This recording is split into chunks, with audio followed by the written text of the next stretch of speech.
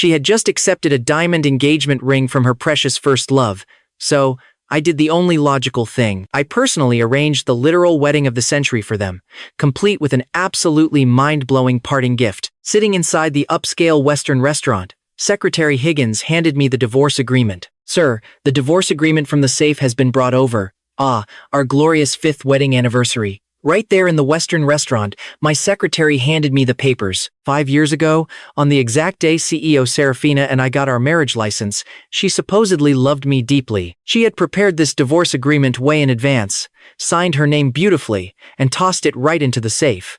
The rule was beautifully simple. If she ever cheated, I could sign it at any time and file for divorce. I swiftly and flawlessly slapped my signature on the paper. Staring at the tragically empty seat across from me, my expression grew cold and dim. "Take this divorce agreement to Lawyer Sterling," I instructed. "Then go book a hotel. Set up a wedding venue in advance." Higgins probed hesitantly.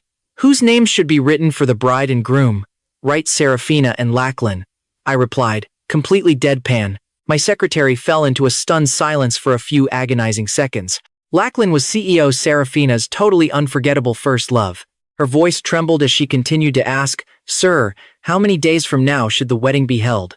I slowly turned my gaze out the window. The blue fireworks that had been going off for an agonizingly long hour finally burned out. At the very end, a line of text lingered in the midair. "Happy 5th wedding anniversary, Seraphina and Alaric." I withdrew my gaze, pursed my lips, and said, "Hold the wedding in exactly 7 days. Also, book me a flight ticket to Norway for that exact same day." "Norway?" The secretary was baffled for a few seconds, then hesitated to advise me. "Sir, don't you want to reconsider? Actually, on the day I got my marriage license 5 years ago, apart from the divorce agreement Seraphina voluntarily signed, my parents, who had settled in Norway, added a hefty $50 million to the dowry. The one prerequisite was that Seraphina had to sign a prenuptial agreement. If I was ever hurt by this marriage and returned to Norway all by my lonesome, Seraphina would be permanently banned from stepping foot into Norway for the rest of her life. When that time came, she wouldn't even have the chance to beg for reconciliation. I won't reconsider. I shook my head flatly. 7 days from now happens to be my exact birthday. I will leave Seraphina and fly straight to Norway. At the same time, have someone throw her and Lachlan a fabulous wedding. Let's graciously fulfill their wishes. After my secretary left, my phone suddenly buzzed with the frantic energy of a teenager's group chat. A notification popped up. It was Seraphina, using the company's official corporate social media account, high-profilely posting a picture of the blooming blue fireworks and tagging me, "Hubby, happy 5th wedding anniversary, I love you forever." Less than a minute after this post went live, the comments skyrocketed past 999 plus. So jealous. I am so incredibly jealous. I was just wondering why the city was blasting blue fireworks for an hour straight. Turns out it was CEO Seraphina putting on a massive show for her husband, married for 5 years, and she flexes her love this hard every single year. I heard that last year, when CEO Seraphina returned to her ward after a general anesthesia surgery. She wasn't even fully awake yet. But the very first thing she said when she saw her husband in a blurry daze was, "Your stomach is bad. Did you eat lunch on time?" It made all the nurses cry absolute buckets of tears. Amidst the giant mountain of comments, Seraphina replied to that specific one. "Alaric is my husband. Loving him and taking care of him is my duty as a wife." In a flash, the reply section beneath that comment became a loud chorus of envious wailing, and as the primary target of all this envy, I was currently sitting completely expressionless, just staring at the empty seat across from me. Truth be told, Seraphina and I really did have a true romance once. Dating for 7 years, we never even had a proper argument. For the past 7 years, Seraphina, in all her glorious CEO power, showered me with all her money and endless affection. But just a month ago, on the very night Seraphina was supposedly out on a business trip, I discovered she had long harbored a second heart. That night, Seraphina sent me a voice message. When I tapped to listen, an unfamiliar, arrogant male voice oozed out from the speaker. "I've been back in the country for 6 months, and she took the bait with a single wag of my finger tonight. She prepared blue fireworks for me, but I don't like blue. To avoid wasting them, I'm passing them on to you to set off for your wedding anniversary." What a wonderfully thrifty homewrecker. At the time, I honestly didn't know who this guy was, until a gathering 2 weeks ago when Seraphina walked right into the VIP room with this very man. Seraphina introduced him to me with a perfectly straight face.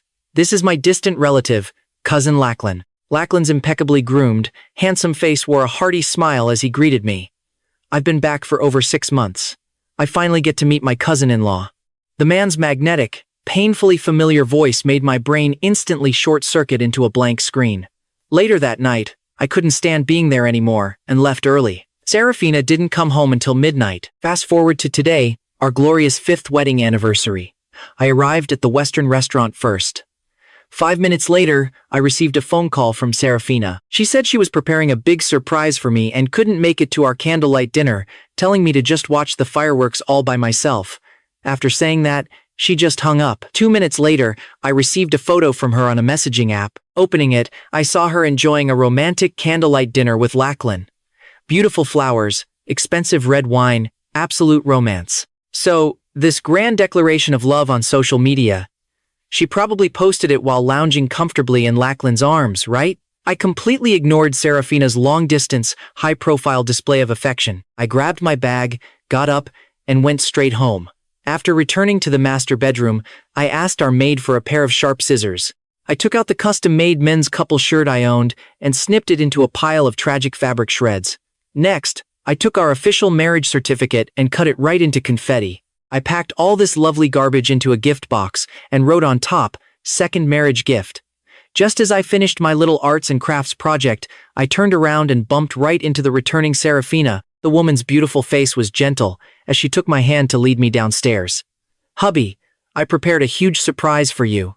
Come down quick and take a look." After going downstairs, I saw a massive box truck. On the truck sat a gigantic, deep blue gift box. Seraphina clapped her hands, and the giant box automatically popped open. Balloons and confetti shot up into the air, and revealed before my eyes was a sleek, stone-gray Maybach. 2 staff members quickly unfurled a large banner. A gift for Mr. Alaric. This lavish scene made the surrounding onlookers drool with absolute envy. Seraphina took out the Maybach key and handed it to me, speaking with deep, fake affection. "Hubby, last time you casually mentioned wanting to switch cars. I remembered it. As your wife, it's only natural that I buy you everything your heart desires." As I reached out to take the car key, my sharp eyes suddenly spotted a fresh hickey on the right side of Seraphina's neck. Although she had aggressively plastered thick concealer over it, a close look still completely gave the game away. I felt a sudden, violent surge of nausea. "What's wrong? You don't want a Maybach, or do you not like the stone-gray color?" Seraphina noticed my abnormality, her watery eyes full of feigned worry. I shook my head, staring at her with slightly red eyes. "The car is perfectly fine. What I didn't want wasn't the Maybach, it was her." Hearing this, Seraphina let out a massive sigh of relief. When we walked back into the bedroom, her sharp eyes noticed the gift box sitting on the dressing table. She was just about to peek, but I quickly raised my hand to cover the words written on it. "Hubby, is this a surprise you prepared for me?" Seraphina's dark eyes lit up with joy. I twitched the corner of my mouth, giving a cold smile that didn't reach my eyes. "Yes, but I can't give it to you right now. I'm preparing a second gift. 7 days from now, I'll give both gifts to you together. Knowing you as I do, I'm sure you will absolutely love it." "Double surprises in 7 days?" Seraphina looked vaguely expectant, but she pondered for a moment, muttering under her breath, trying to figure out what special day was coming up in 7 days. Suddenly, a light bulb went off in her head. She walked right out of the bedroom and called her male assistant. "I almost forgot. 7 days from now is Alaric's birthday. Go set up a grand birthday banquet in advance. The bigger, the better. I throw a massive party for his birthday every single year. I can't shortchange him on his special day." While Seraphina was on the phone, she completely failed to notice me standing at the bedroom door, my face chillingly cold. In our 7 years together, Seraphina had never, ever forgotten my birthday. But this year, with Lachlan back in town, she had wiped her own husband's birthday completely from her memory. Fine by me. I was actually quite curious to see what kind of expression she'd make at this painstakingly prepared birthday banquet, especially when the birthday boy ghosted the event entirely. I took out my phone and sent a quick message to my secretary. "Find out exactly which hotel Seraphina is booking for my birthday banquet. Then, book the wedding venue on the floor exactly 1 level above it." "Understood, sir." I turned around, preparing to take a shower. Seraphina, just about to walk back into the bedroom, suddenly received another call from her male assistant. Right, CEO Seraphina, don't forget about today. You have to accompany your husband to the university gate to eat barbecue skewers. If he doesn't get to eat them, he'll be pretty bummed out tonight. Oh, right. I almost forgot. You go ahead and order the skewers exactly how Alaric likes them. I'll go grab him. After saying that, Seraphina hurriedly shoved open the bedroom door. I heard those two sentences loud and clear. Seraphina just snatched the bathrobe right out of my hands and casually tossed it aside. Alaric, let's hit up that skewer spot by the university gate. I already had the owners start grilling them. We can eat the second we get there. That little barbecue joint near the campus was my absolute favorite back in my college days. Back then, thanks to a tiny little incident, Seraphina and I had our very first encounter right in front of that stall. After dating for 2 years, we tied the knot. Every single year on our anniversary, Seraphina would come here with me to eat skewers. In the past, she would plan this whole thing out days in advance. Now she needed her male assistant to jog her memory just to remember it even existed. An hour later, her black Bentley pulled up in front of the tiny barbecue joint, looking ridiculously out of place. A minor internet celebrity doing a live stream spotted me and Seraphina, excitedly rushing forward with her phone. Oh my god, look! It's the doting CEO wife, Seraphina. Chat, look, my favorite ship is so perfect. The rumors say CEO Seraphina brings her husband here for skewers every single anniversary. Turns out it's actually true. After stepping out of the car, Seraphina held my hand tight as we walked toward the joint. With her eagle eyes, she noticed my shirt collar wasn't perfectly straight. Right under the watchful eyes of the crowd, she stopped in her tracks, stood on her tiptoes, and gently adjusted my collar. This little performative act made the surrounding FEL college students squeal with total envy. A bolder student actually stepped up to offer their blessings. A billionaire female CEO fixing her husband's collar. So sweet. Wishing you two a long and happy life together. I stared expressionlessly at the woman standing on her tiptoes, then turned around and gave the crowd a polite, yet thoroughly distant smile. Seraphina and I walked into the barbecue joint, taking our usual window seat. She looked over at the owner working the cash register. Are the skewers ready? Leeks, chicken wings, oysters, and toasted buns. Mild spice, mild numbing. My husband loves this combo. Oh, and bring out 2 room temperature colas right away. Just finished grilling. The owner had a really deep impression of Seraphina and me as a couple. She had literally just told her husband that even though it was past 9 p.m., with a bond like ours, we would definitely show up for our anniversary. And look, here we were. The owner brought over the piping hot skewers, her kindly face absolutely beaming. 5 years now, and Miss Seraphina and Mr. Alaric's relationship is as good as ever. So, when does Miss Seraphina plan on having a baby? Seraphina looked at me, putting on this fake shy face. We're just letting nature take its course. Hopefully, by the end of the year. I really want to give birth to a mini Alaric. I looked down at the skewers in front of me, staying completely silent for a few seconds before choosing not to say a single word. Seraphina thoughtfully handed a skewer to me. Suddenly, a man walked in. He informed Seraphina that her car had just been scratched by another vehicle and asked her to go take a look. Seraphina frowned, her face instantly darkening. I'll go check it out. Hubby, you eat first. I'll handle this quickly and come right back. Order whatever you want to drink, but absolutely nothing cold, okay? You have a bad stomach. That deeply considerate little remark once again charmed the pants off every customer in the shop. Oh my god, CEO Seraphina is so sweet. Always remembering Mr. Alaric's bad stomach. She's just way too attentive. I can't even imagine how happy I'd be if I were him. The owner looked at me sitting there in stony silence and chuckled. Mr. Alaric is truly blessed by fate. The odds of meeting a woman so beautiful, gentle, attentive, and fiercely loyal in this lifetime are incredibly slim. I gave a bitter, hollow smile. Yeah, extremely slim. So slim, in fact, that I hadn't met one either. I really didn't want to continue this topic, so I just turned my head to look out the window. I watched Seraphina follow the man out of the shop. The man lowered his head, whispered something in her ear, and she just nodded. Taking large strides, she hopped right into a black G-Wagon parked directly next to the Bentley. That black G-Wagon looked mighty familiar. At a gathering not too long ago, Lachlan had made a high-profile entrance driving that exact same car. The license plate was identical. Word on the street was, it was a welcome-back gift from Seraphina. Nearly $3 million, right around the exact same price bracket as the stone gray Maybach she gifted me today. Seraphina truly was an absolute master of balance. Her ex/first love on one side and her husband on the other. She kept those scales perfectly even. I couldn't see the dirty little extracurricular activities happening inside that car, so I just pulled my gaze back. An unknown number started calling me. I hesitated for a moment before finally answering. A familiar, incredibly smug voice came through the receiver. "Getting smarter, are we? You actually knew to get someone to call me out." My hand literally trembled as I hung up the phone.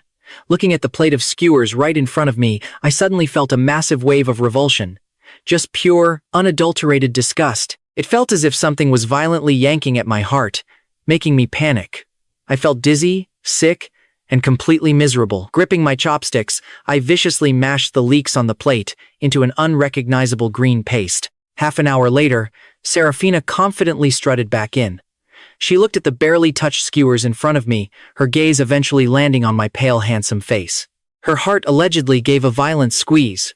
"Hubby, why do you look so awful? Are you feeling sick somewhere? Come on, let me take you to see a doctor right now." The woman's tone sounded incredibly frantic. I just turned my head away. I really didn't want to look at her sick, hypocritical face. I heard some disgusting words. I lost my appetite. What? What words did you hear? Seraphina's elegant brows furrowed tight, looking anxious to death. "Trust me, you wouldn't want to know," I said, my deep eyes turning slightly red. Seraphina was completely baffled. She stood up, reaching out to give me a hug, but I actively dodged her touch. I stood up, took large strides right out of the barbecue joint, and immediately dove into a waiting taxi, signaling the driver to head straight back to our house. "Alaric, wait for me." Seeing that she couldn't stop the taxi, Seraphina hurriedly jumped into her Bentley and chased after me. Sitting in the back seat, my eyes met the rearview mirror. The scene unfolding behind us was just comically absurd. The Bentley was aggressively tailgating my taxi. And the black G-Wagon? It was tailgating the Bentley. Just a regular old cheating conga line. After entering the upscale villa district, I stepped out of the taxi. Seraphina quickly followed suit, anxiously grabbing my hand. "Hubby, why are you so mad? Is it just because I went to deal with the car and didn't eat the skewers with you?" I slowly tilted my head up, staring straight into her lying eyes.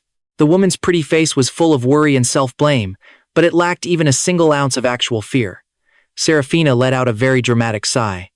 "It's my fault for mishandling things. From now on, if something like this happens, even if my car gets completely smashed to pieces, I promise I'll stay right by my husband's side." Pausing, she gently took my hand and asked cautiously, "My assistant actually just called. An important client accidentally fell out of a building. He's in critical condition right now, so I have to rush over there. Hubby, do you mind?" I raised an eyebrow, sharply catching a brief flash of anticipation and sheer excitement hidden right beneath her helpless expression. She was in such a crazy rush for a booty call, she actually invented a story about a client bungee jumping off a building without a cord. I just twitched my lips, honestly too lazy to even expose her lies. I just gave a calm, I walked toward the villa. But when I reached the front door, I didn't go inside. Instead, I walked straight over to the adjacent parking lot, silently watching the two people in the black G-Wagon passionately hugging and making out like horny teenagers. "Aren't you supposed to celebrate my birthday with me tomorrow?" Lachlan's Adam's apple bobbed heavily. The black G-Wagon quickly started up and sped right out of the underground lot. Suddenly, my phone vibrated. I had just received a WeChat message from Seraphina. Clicking on it, I saw it was a location pinned right by a secluded lake. Half an hour later, I was sitting in a taxi, staring dead ahead at that same black G-Wagon parked not too far away. There were actually quite a few people stopping to watch the trashy spectacle. With bloodshot eyes, I stared directly at the aggressively rocking vehicle, feeling a bitter chill seep right into my very bones. With trembling hands, I recorded a solid 5-minute video. Immediately after, I forwarded the clip straight to my secretary, keeping my voice deadpan as I gave the final order, "On the day of the wedding, play this video." After sending the voice note, I called my mother. "Mom, I'm coming to Norway to see you and Dad in 7 days." On the other end of the line, Mother Shu immediately sensed the slight tremor in my voice. She frowned fiercely. "Is Seraphina coming with you?" "No, I'm coming back alone." "Don't be sad, sweetie." Her tone instantly darkened. She probably already guessed exactly what had happened. She gently comforted me. Mom will pick you up at the airport. In the dead of night, Seraphina came stumbling back, making a massive racket that jolted me from my deep sleep. She was drunk as a skunk, continuously grabbing my face and forcefully kissing me. Perhaps because I had gotten unexpectedly angry earlier tonight, she insecurely mumbled against my lips, "Hubby, I love you so much. You can get mad at me. You can scold me all you want. You can even hit me. But you have to promise you'll never leave me in this lifetime. Okay, hubby? And don't worry, I will never, ever cheat on you." Lying there on the massive bed, I just stared coldly at Seraphina. The woman really must have drank way too much tonight. She completely forgot to cover up the fresh love bites on her neck before coming home. And yet, the intense love, revealing itself in her drunken eyes, didn't seem to contain even a single drop of falsehood. It was fascinatingly psychotic. The next morning, I woke up in a heavy, groggy state. Seraphina had already squeezed out my toothpaste, handed me a cup of warm mouthwash, and perfectly picked out my clothes for the day. After I got ready, we headed downstairs together. While sitting at the dining table, Seraphina's phone buzzed. She glanced at her phone, then looked at me with this sickeningly sweet, apologetic face. "Hubby, I won't be coming home tonight. Work gathering." My fork froze over my pancake. I already knew she was spending the whole day with her little boy toy, Lachlan, so I didn't even bother calling out her pathetic lie. The second Seraphina left, I hailed a cab and tailed her. 20 minutes later, her Bentley rolled into a high-end residential complex. Lachlan, playing the sunny pretty boy in a gray trench coat and scarf, spotted her car from a mile away. He smirked, gave a little wave, and hopped right into the passenger seat. They probably got all hot and heavy in the car for a bit before Seraphina finally drove back out. Half an hour later, the Bentley pulled up to an ultra-premium wedding photography studio. Lachlan hopped out, waiting for my wife to catch up. He naturally locked arms with her as they strolled inside. The staff at the door practically bowed over backwards, greeting them with excessive enthusiasm. "CEO Seraphina. Mr. Lachlan. Welcome. We've cleared the entire venue for you. Let me show you the wedding themes we'll be shooting today." Sitting in the cab, I watched this entire train wreck with a deadpan face, though absolute ice was freezing my veins. Suddenly, my phone buzzed. I glanced down. It was my best bro, Thad. I swiped to answer, and his loud, hearty voice boomed through the speaker. "Where are you, man? Let's hit up the tea house."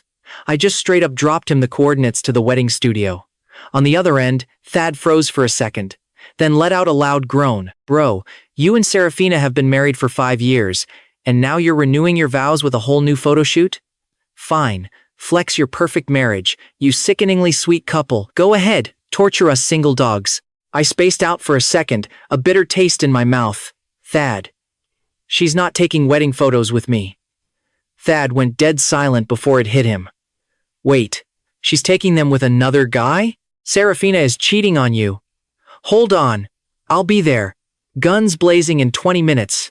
Soon enough, I was sitting in Thad's car. Amid his furious barrage of questions, I laid out the whole mess: Lachlan's sudden return and my wife's blatant cheating. To top it off, I played the smug voice message that bastard had sent from her phone just last month. I pointed at the bridal shop, flashing a broken smile. "As you can see, today is Lachlan's birthday, and my wife is treating him to a wedding photo shoot." Thad followed my gaze through the glass. Inside, Seraphina was looking down, gently fixing the collar of Lachlan's suit. Her face was so soft, her hands so careful, like she was holding a priceless piece of glass. Thad looked like he was going to throw up. "I can't take this. I'm going in to beat the absolute crap out of them. Let me break his jaw for you." Thad always had a furious temper. He rolled up his sleeves, fully ready to storm the place, but I grabbed his arm. "Wait. I want to see how far they'll go." Half an hour later, my wife and her lover strolled out. He was in a crisp, sharp tuxedo, and she was glowing in a snow-white fitted wedding dress. They held hands, hopped back into the Bentley, and eventually pulled up to a scenic lakeside. To dodge any paparazzi, the whole area had been strictly cordoned off. The photographer, who had been waiting forever, practically drooled when they walked up, flashing a sickeningly sweet smile. "Miss Seraphina, Mr. Lachlan, truly a match made in heaven. The ultimate golden couple.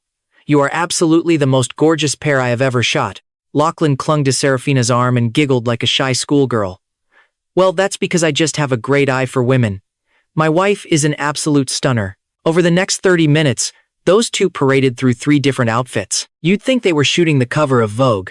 It was the dead of winter, and the temperature was freezing. Yet, during every break, Seraphina rushed to wrap a thick trench coat around Lachlan's shoulders. When he couldn't nail a pose, she'd whisper sweet encouragements until he found his groove. And when they finally finished, she didn't just pack up. No. Under Lachlan's starry-eyed gaze, my wife dropped down to one knee. She pulled out a massive bouquet of roses and a sparkling diamond ring. You used to say you were jealous of Alaric because I was the one who proposed to him. I promised I could propose to you, too. You were so sweet, telling me it wasn't necessary, but I refused to let you feel second best. Lachlan, will you marry me? Lachlan's eyes welled up with fake tears. He nodded wildly. I do. I am 200% willing to marry you. The entire camera crew instantly erupted into cheers. Kiss, kiss, kiss. Watching this from the car, my face was a mask of pure ice, though I felt hollow inside. 5 years ago, when Seraphina proposed to me, she had that exact same look of absolute devotion. Back then, she wore a flawless white dress, held beautiful roses, and offered a perfectly chosen ring. She even choked on her tears, sobbing as she said it. Alaric, in this life, you are the only one I'll ever love. No other man will ever touch my heart. Please, marry me. I swear, if I ever cheat on you, may I drop dead. I let out a dry, bitter laugh.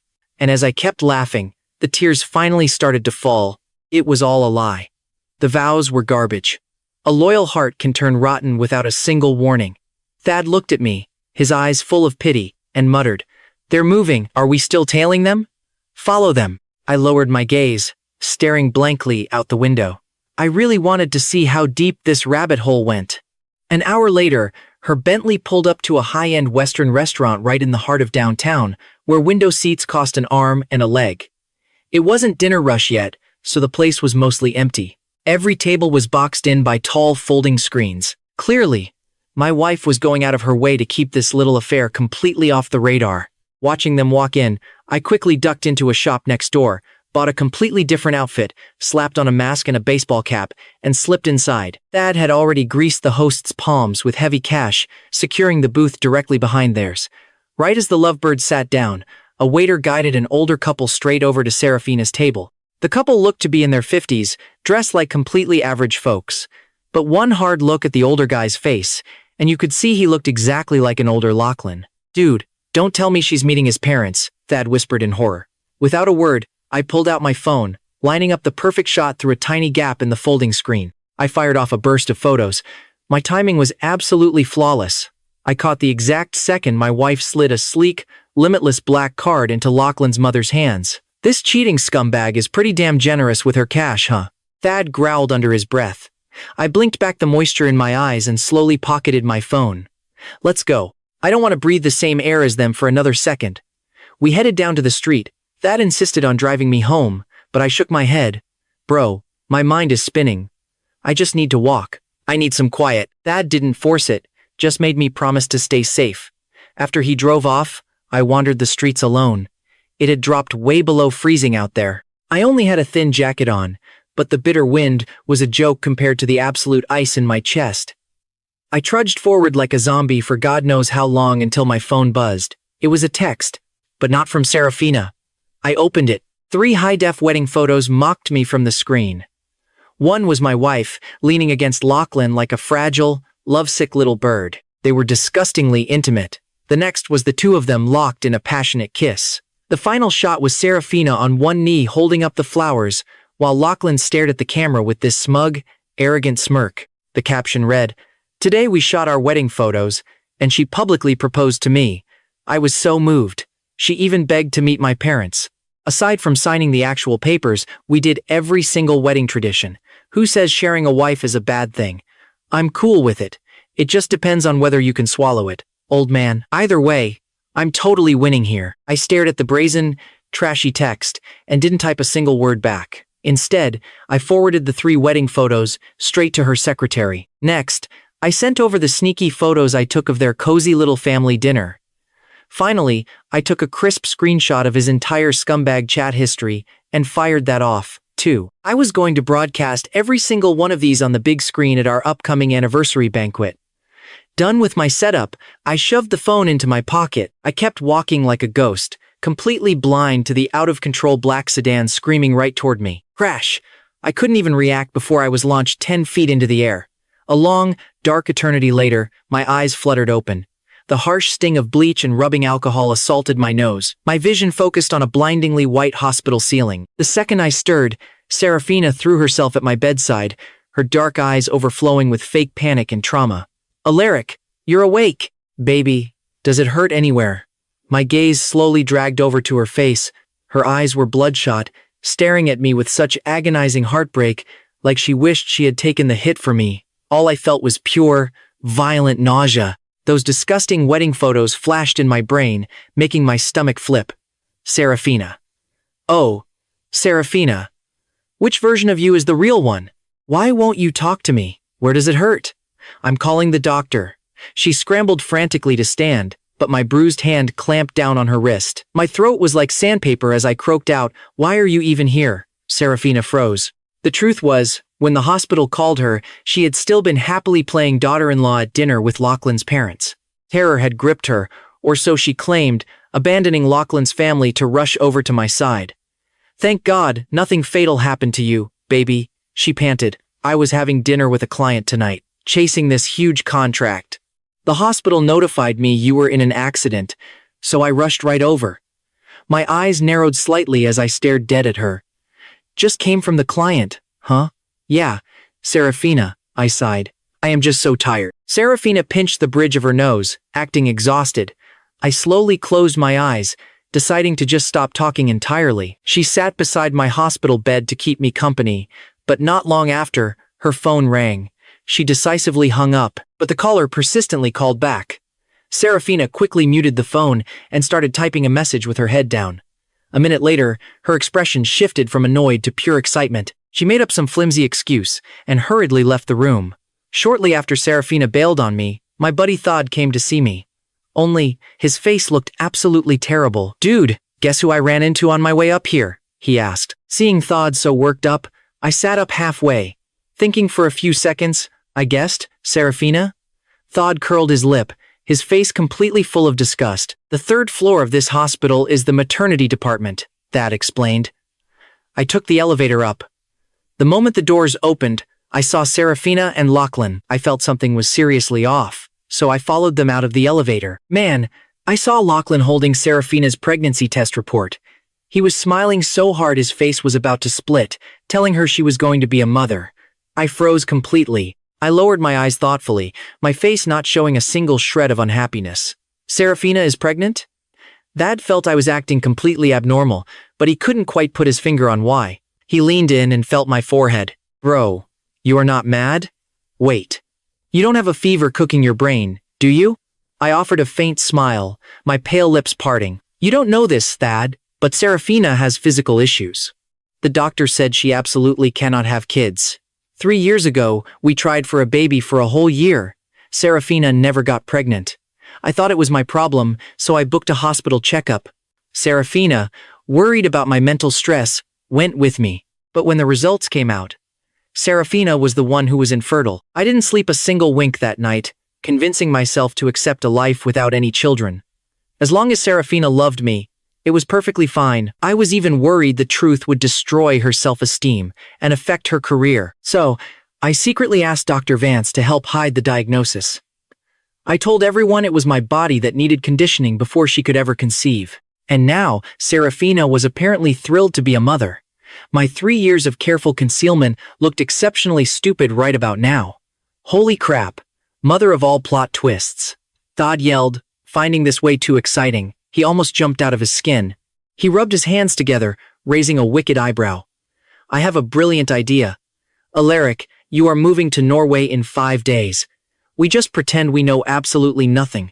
This whole pregnancy thing is 99% a scam. Lachlan is pulling on her. Let's just see exactly how he plans to cover his tracks. We will grab some popcorn and watch him act out his little play. When the time is right, we will mail Seraphina her actual medical results. I really want to see if she explodes when she finally learns the truth." The next morning, Seraphina didn't even bother showing up at the hospital. In the afternoon, my secretary arrived at my ward. After reporting on the upcoming wedding preparations, she looked at me extremely hesitantly. "Speak your mind," I said, my brow furrowing slightly. The secretary looked at me cautiously and whispered, "At noon, CEO Seraphina asked me to deliver some documents to the villa. When I went over, I saw Lachlan wearing pajamas, just sitting on the sofa in your living room. Sir, you have always treated me so well. I really couldn't stand seeing that scumbag there, so I had to let you know." A bitter chill rose straight from the soles of my feet, my face completely freezing over in anger. I was still hospitalized, lying in this bed, and Lachlan couldn't even wait to move into our home. No wonder Seraphina specifically told me last night that I absolutely had to inform her before I got discharged, just so she could come pick me up. "I understand. Thank you," I muttered. I picked up the phone from the table and opened my home security camera feed. The screen was pitch black. That deceitful woman had covered the cameras in advance. I frowned, looking at the secretary who hadn't left yet. "Tonight, I will find someone to lure Seraphina and Lachlan away. I need you to contact someone to go install hidden cameras. Be totally stealthy." "Yes, sir," she nodded. At 10 p.m., Seraphina finally arrived at the ward. She looked at me on the hospital bed, her lying eyes full of fake apology. "Hubby, you asked me to come over. Did you miss me? I am so sorry, I was so incredibly busy today." I raised an eyebrow and cut her off directly, deciding to hand her a neat little step stool to climb down from her pathetic lie. "I know you were preparing my birthday banquet, which is exactly why you came so late to see me."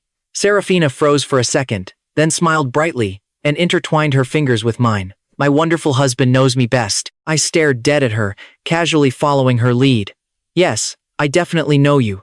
In fact, I know everything you do." Seraphina's heart clearly skipped a beat, murmuring nervously, "Alaric." Just as she was about to say something else to cover her tracks, the nurse happened to roll the treatment card in to change my IV drip. The very next day, I opened the new hidden camera footage. In the villa, Lachlan and Seraphina were having a cozy little lunch together. Lachlan was literally sitting in my usual seat. Seraphina was acting all coy, complaining that since she was pregnant, she just had no appetite. Lachlan patiently held a spoon, sickeningly coaxing her to eat bite by bite.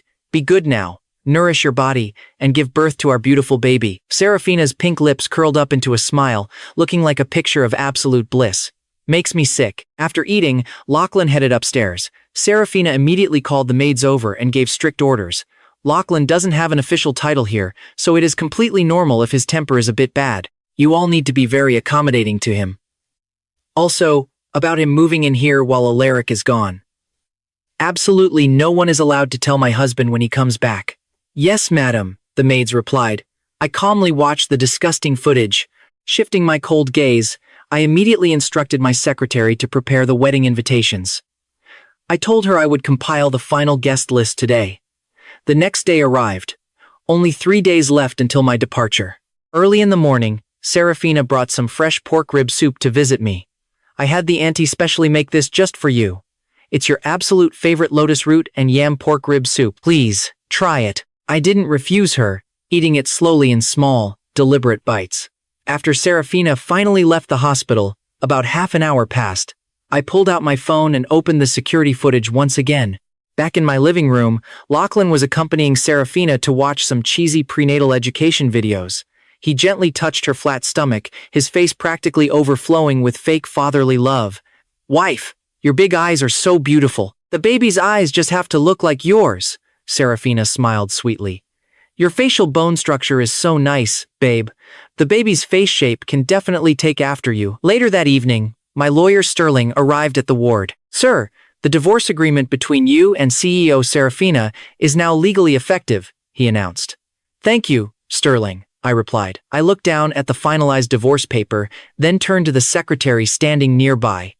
"Make a copy of this. Put it directly in the second marriage gift box." This whole 7-year abusive karma cycle was finally coming to an end. The countdown had officially begun. 2 days left. The following morning, Seraphina brought a bright bouquet of sunflowers and a Buddha jade pendant she had supposedly bought for $1 million. Looking at my decent recovery, she carefully put the pendant around my neck, her pretty face beaming with fake joy. "You can finally be discharged tomorrow. Last night, I asked a master for this special Buddha pendant. It will always keep you safe." I looked down at the heavy pendant on my neck, my handsome face completely freezing over. I knew the truth. Last night, Lachlan had a minor surgery for appendicitis. Seraphina was worried sick, rushed him to the hospital, and urgently begged for a peace amulet for him. My so-called $1 million Buddha pendant was literally just a cheap afterthought purchase. Right after Seraphina left the room, the secretary entered. "Sir, the invitations are perfectly ready. Once you board your plane, we will have our people immediately send out all the digital invites." Pausing, she hesitated for a moment. "CEO, Seraphina just spent a premium price to buy the massive villa right behind yours. She gave the previous owners a huge payout just to convince them to move out immediately. I heard that villa is registered under Lachlan's name alone. They say it is his special reward for getting Madam pregnant." I pursed my lips tightly, my dark eyes turning completely icy. Seraphina was literally building a golden cage just to hide her little boy toy. That evening, through the hidden surveillance cameras, I watched Lachlan arrogantly bossing my maids around, packing up all his stuff to move into the new villa right behind ours. Today was officially my last day before leaving the country. Early in the morning, Seraphina came to personally pick me up from the hospital. In the car, she thoughtfully buckled my seatbelt, leaning in to say softly, "Alaric, today is your birthday. The banquet is all set, starting at 7 p.m. sharp. Remember to invite all your bros." The sleek black sedan drove smoothly into our upscale villa district. After 4 long days, I finally stepped back into this house.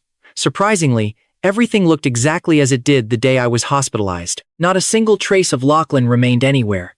I walked into our master bedroom, but there, sitting right on the dressing table, was an electric razor.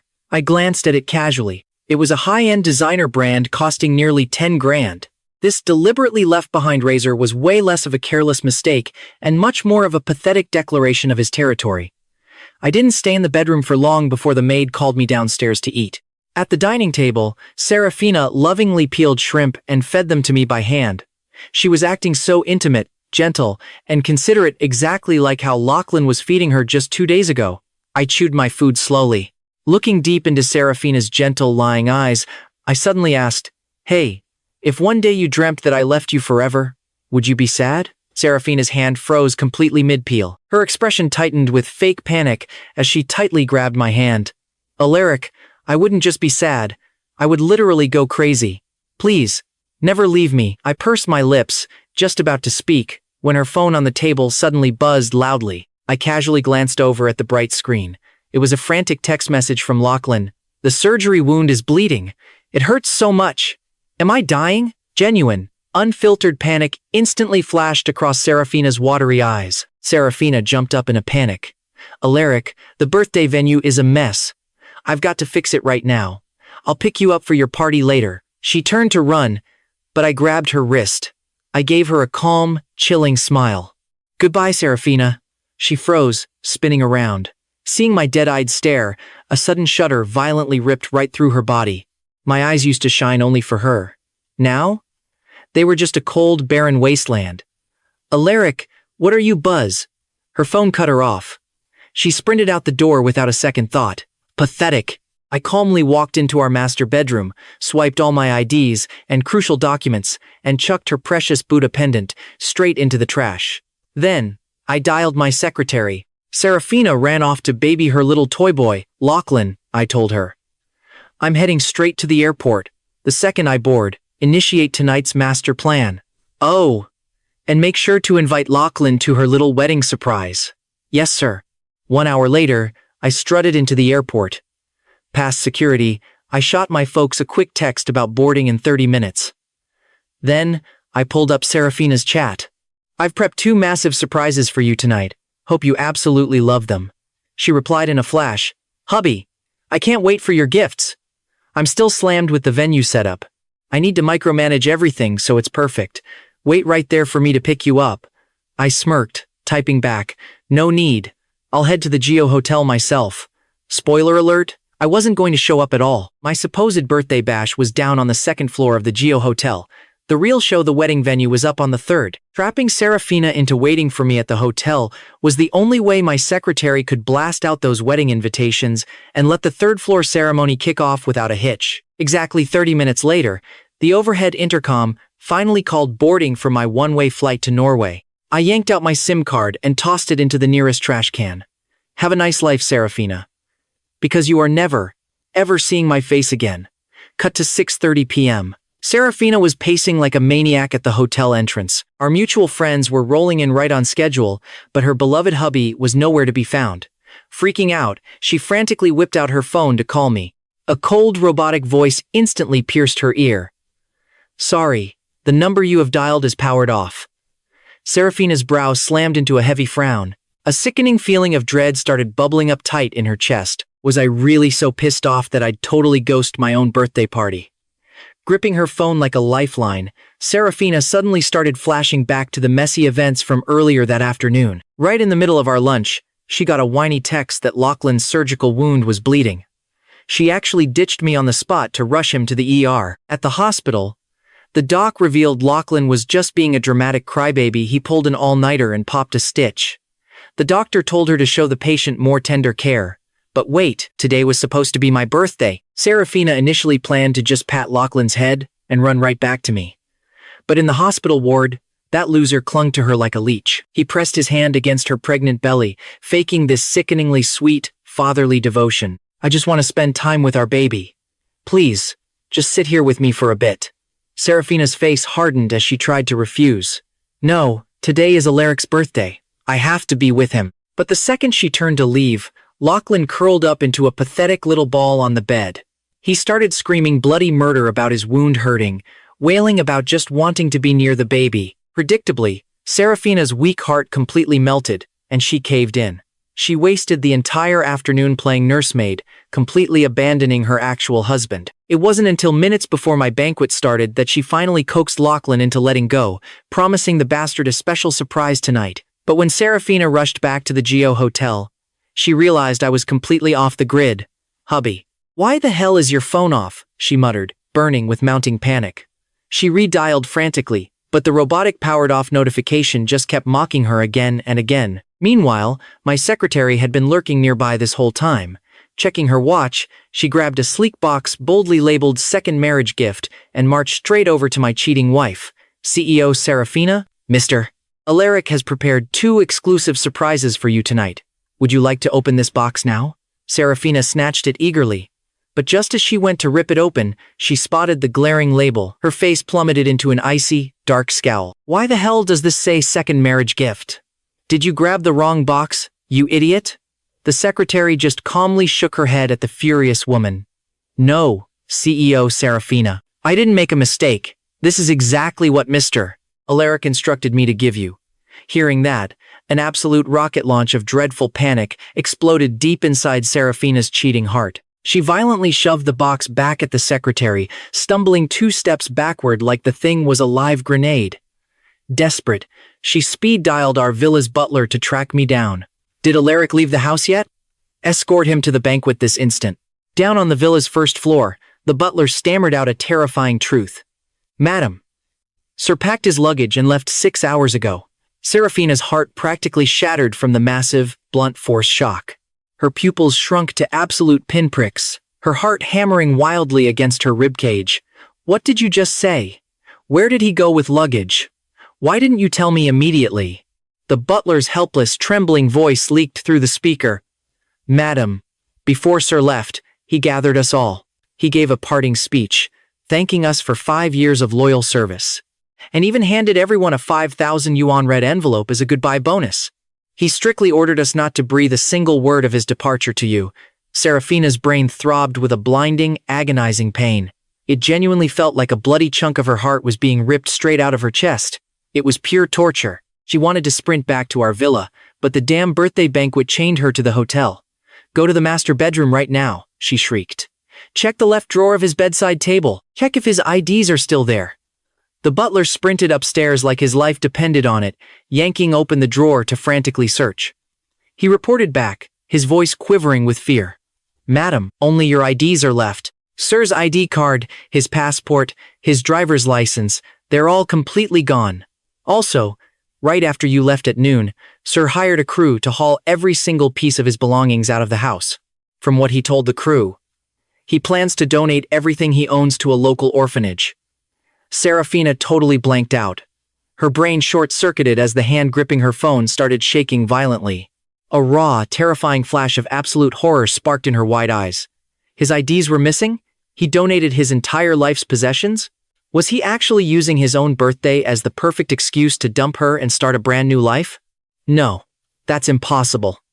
Seraphina slammed the phone down and desperately booted up WeChat to spam me.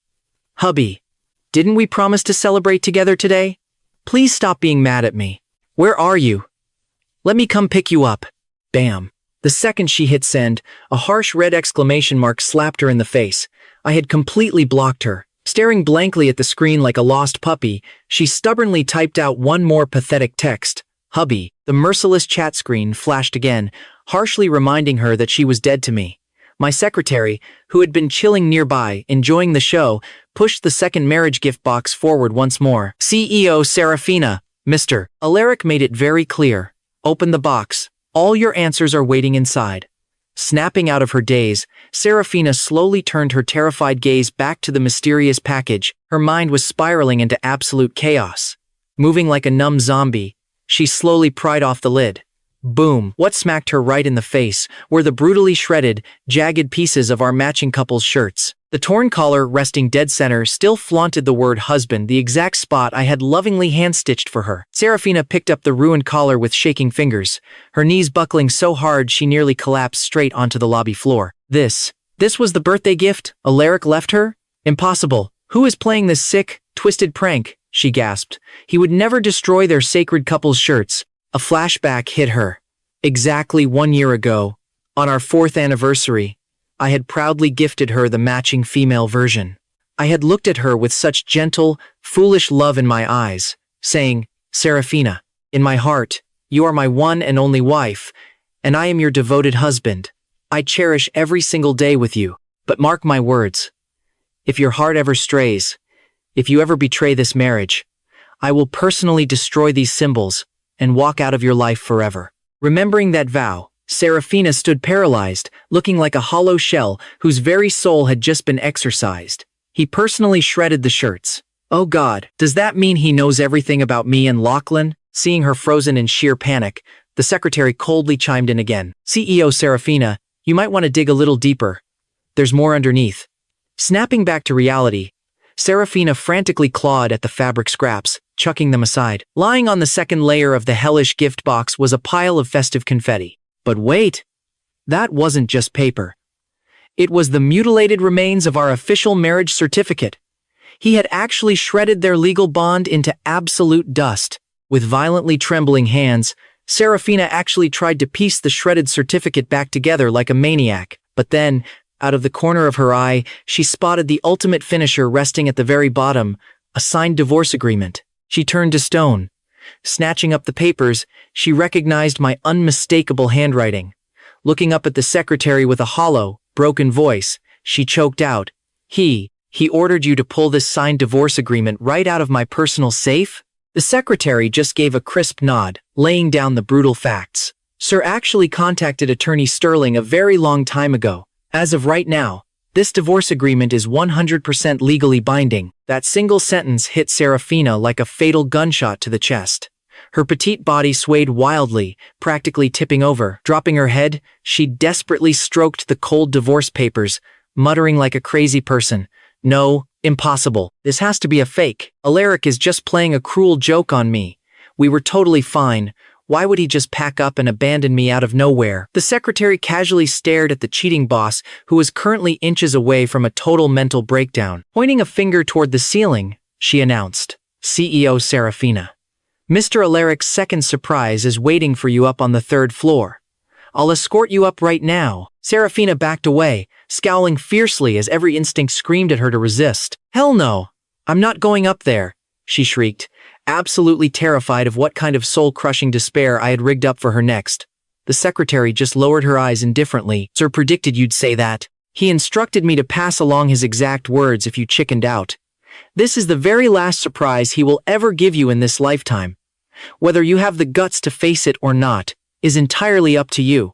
Seraphina's face went pale as a ghost. Biting her lip in agonizing hesitation, she finally cracked and dragged her feet toward the elevator. The secretary tailed silently right behind her. The literal millisecond those elevator doors clicked shut, the secretary hit send on her phone, blasting out the scandalous 3rd-floor wedding invitations to everyone. At that exact same moment, down in the 2nd-floor banquet hall, Every single guest's phone aggressively vibrated in perfect, explosive unison. Everyone stared down at their phones, their faces frozen in absolute shock. "What is going on?" someone muttered. "I just got a wedding invite for Seraphina and—" "Lachlan? Who the hell is Lachlan?" Another whispered. "Wait, wasn't today supposed to be Alaric's birthday party? The one Seraphina organized herself? Did they secretly get divorced?" "Oh yeah, this smelled like the gossip of the century. Let's head up to the third floor and find out." The crowd of guests buzzed with excitement, swarming toward the elevators. Meanwhile, on the third floor of the Suho Hotel, Seraphina stepped out of the elevator and froze. Life-size standees lined the entire hallway. They were displaying the secret wedding photos she and Lachlan had just taken. Right above the main entrance to the banquet hall, a massive banner hung proudly. It read, "Congratulations on the happy union of Seraphina and Lachlan." Seraphina stared at the banner, her face draining to a sickly shade of pale green. Who in the world had the guts to go behind her back and set up a wedding for her and her side piece? Suddenly, a thought hit her, and she whipped around to glare at her secretary. Could this be the surprise Alaric prepared for me? The secretary simply lowered her eyes and pointed toward the double doors, gesturing for her to enter. "CEO Seraphina. The real surprise is inside." Seraphina's brain just completely short-circuited for a few seconds. Honestly, she didn't even remember how she managed to walk into that hall. All she knew was that the moment she stepped into the actual venue, it felt like she had been struck by lightning. Her ability to form a rational thought just vanished. Up on the giant projector screen, images were looping for everyone to see. The divorce agreement, the 99 wedding photos she secretly took with Lachlan, and pictures of her treating Lachlan's parents to a cozy family dinner. Seraphina stumbled backward, sinking lifelessly into a nearby chair. Her mind raced, violently flashing back to every single interaction she had with me over the past few days. Only then did it finally click in her head. I knew. I had known about Lachlan's existence this entire time. If I hadn't, my eyes wouldn't have looked so dead, like an absolute barren wasteland, when she left the house at noon today. That simple goodbye I gave her? Looking back, it sounded a hell of a lot more like a final farewell. And yet, she had stupidly convinced herself that she was hiding everything so perfectly. But Lachlan and I only shared a physical connection. It wasn't emotional at all. Alaric totally misunderstood. Seraphina panicked, looking up at her secretary with a voice dripping in desperate sorrow. Where did Alaric go?" The secretary just shook her head, as cold as ever. "My apologies. The sir forbade me from saying." Right at that moment, a figure came dashing enthusiastically through the doorway. It was Lachlan. Dressed to the nines in a crisp groom suit, he strutted right into the venue. He looked up at their wedding photos, playing on the massive screens, his pretty boy face flushing with pure, unadulterated excitement. Honestly, where was the frail, dying hospital patient from this afternoon? So, the big surprise you kept hinting at was throwing a secret wedding for us. Oh, Seraphina, I absolutely love it. In stark contrast to Lachlan's giddy joy, Seraphina's face looked like she had just seen a ghost. Who the hell told you to come here? Go back. Leave immediately. Do not stay here. I swear I will explain everything tonight. Lachlan's thick eyebrows knitted together, his exquisitely handsome face suddenly radiating total dissatisfaction. He had been practically itching to marry her right then and there. What? Didn't you have someone notify me to come down here? This is the wedding you prepared for me, isn't it? As the groom-to-be, it's only natural that I show up. But hey, Seraphina, since you've already gone ahead and divorced Alaric, why didn't you just tell me? Were you trying to give me a big surprise? By the way, when does the actual ceremony start? Did you make sure to invite my parents? Are there any more surprises? Lachlan's relentless, machine gun barrage of questions was giving Seraphina a splitting migraine. She was just about to scream at him, to scram, when a massive crowd suddenly surged into the banquet hall. The guests poured in all at once, stopping dead in their tracks to stare at the bizarre wedding venue in sheer astonishment. They gawked at the massive screen violently flashing the divorce agreement, the scandalous wedding photos, and the secret in-law dinner pics. Then, suddenly, the big screen flickered. It seamlessly transitioned into playing the video I had secretly recorded. It showed a sleek black G-Wagon bouncing aggressively by the lake. Someone sharp-eyed in the crowd gasped, "Wait, the guy in that car isn't Alaric? It looks like that Lachlan dude." The guests instantly erupted into furious gossip over the footage. It was a wild mix of drama-hungry amusement, disgusted curses, and shocked gasps. Most of my close friends in the crowd, however, were absolutely outraged on my behalf. Are you kidding me? So my buddy Alaric was getting completely played during his own marriage? No wonder the guy didn't even show up to his own birthday party. Turns out, he finally dumped Seraphina's cheating ass, someone shouted. Man, if it were me, I'd be disgusted too. Having a supposedly perfect wife out here snacking on the side? And honestly, this male mistress isn't even all that good looking. What? Is he just really good in bed or something? Seraphina's face turned completely ashen. She desperately flagged down the hotel manager, frantically screaming at him to turn off the projector. But before he could do anything, the screen flickered again, this time displaying massive screenshots of chat histories. They were high-definition screenshots I had taken of my private chats with Seraphina. The very first image was the incredibly provocative voice message Lachlan had boldly sent from her phone. It was 30 seconds long. My secretary had thoughtfully embedded the actual audio file right into the presentation. Lachlan's smug voice echoed through the speakers. I've only been back in the country for 6 months, and she took the bait with a single wag of my finger. Tonight, she prepared blue fireworks just for me. But I don't really like blue. So, to avoid wasting them, I'm graciously passing them on to you, so you can set them off for your little wedding anniversary. The entire crowd of guests instantly erupted into an absolute uproar. Lachlan's smug face drained of all color, pure panic seizing his chest. I'm such an idiot. Why? Why would he display the chat logs? He thought, terrified. Right below that damning audio clip were spicy bedroom photos Seraphina had sent him, alongside a cocky mirror selfie of Lachlan proudly wearing my custom couples shirt. The second massive screenshot showed Seraphina enjoying a romantic, candlelit dinner with Lachlan on the exact night of our 5th wedding anniversary.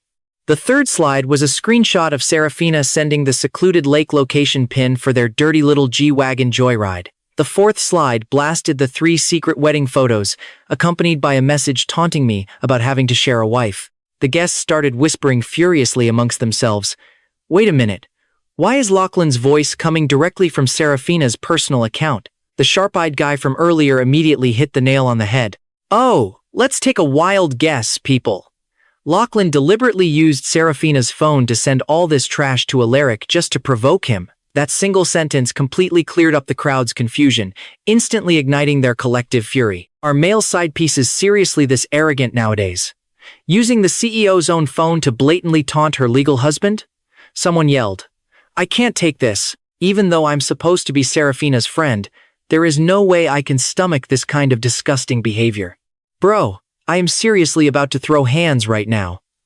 Being a homewrecker and acting this damn cocky?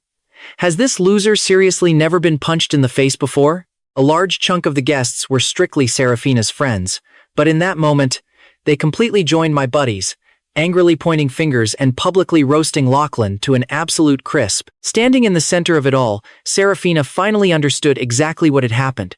Her eyes slowly morphed into a terrifying, bloodshot red. She took slow, incredibly menacing steps toward a trembling Lachlan. You told me you were just taking my phone to play games, but in reality, you were secretly messaging Alaric. You were purposely provoking him, she hissed venomously. Did I, or did I not, explicitly warn you? I told you I could give you absolutely whatever you wanted in this world, but you were never, ever supposed to let Alaric know that you existed. Did I, or did I not, emphasize that in this lifetime, I only have one true husband, and that is Alaric? Staring up at the damning chat logs projected on the screen, Seraphina suddenly felt an overwhelming, suffocating ache for me in her chest. She couldn't even begin to fathom the sheer hell I had been going through over these past few days. Every single time, Lachlan sneakily sent a message to taunt me. Just how crushed, helpless, and utterly miserable must I have felt? If I had ever done something this cruel to her, she knew she would have gone completely insane. Seraphina's face was absolutely livid as she glared at Lachlan, radiating an aura of pure, deadly ice. Lachlan frantically shook his head. This was the very first time Seraphina had ever looked at him with such utter disgust and coldness. Desperate, he tried to weasel his way out of the blame. He called and cursed at me first.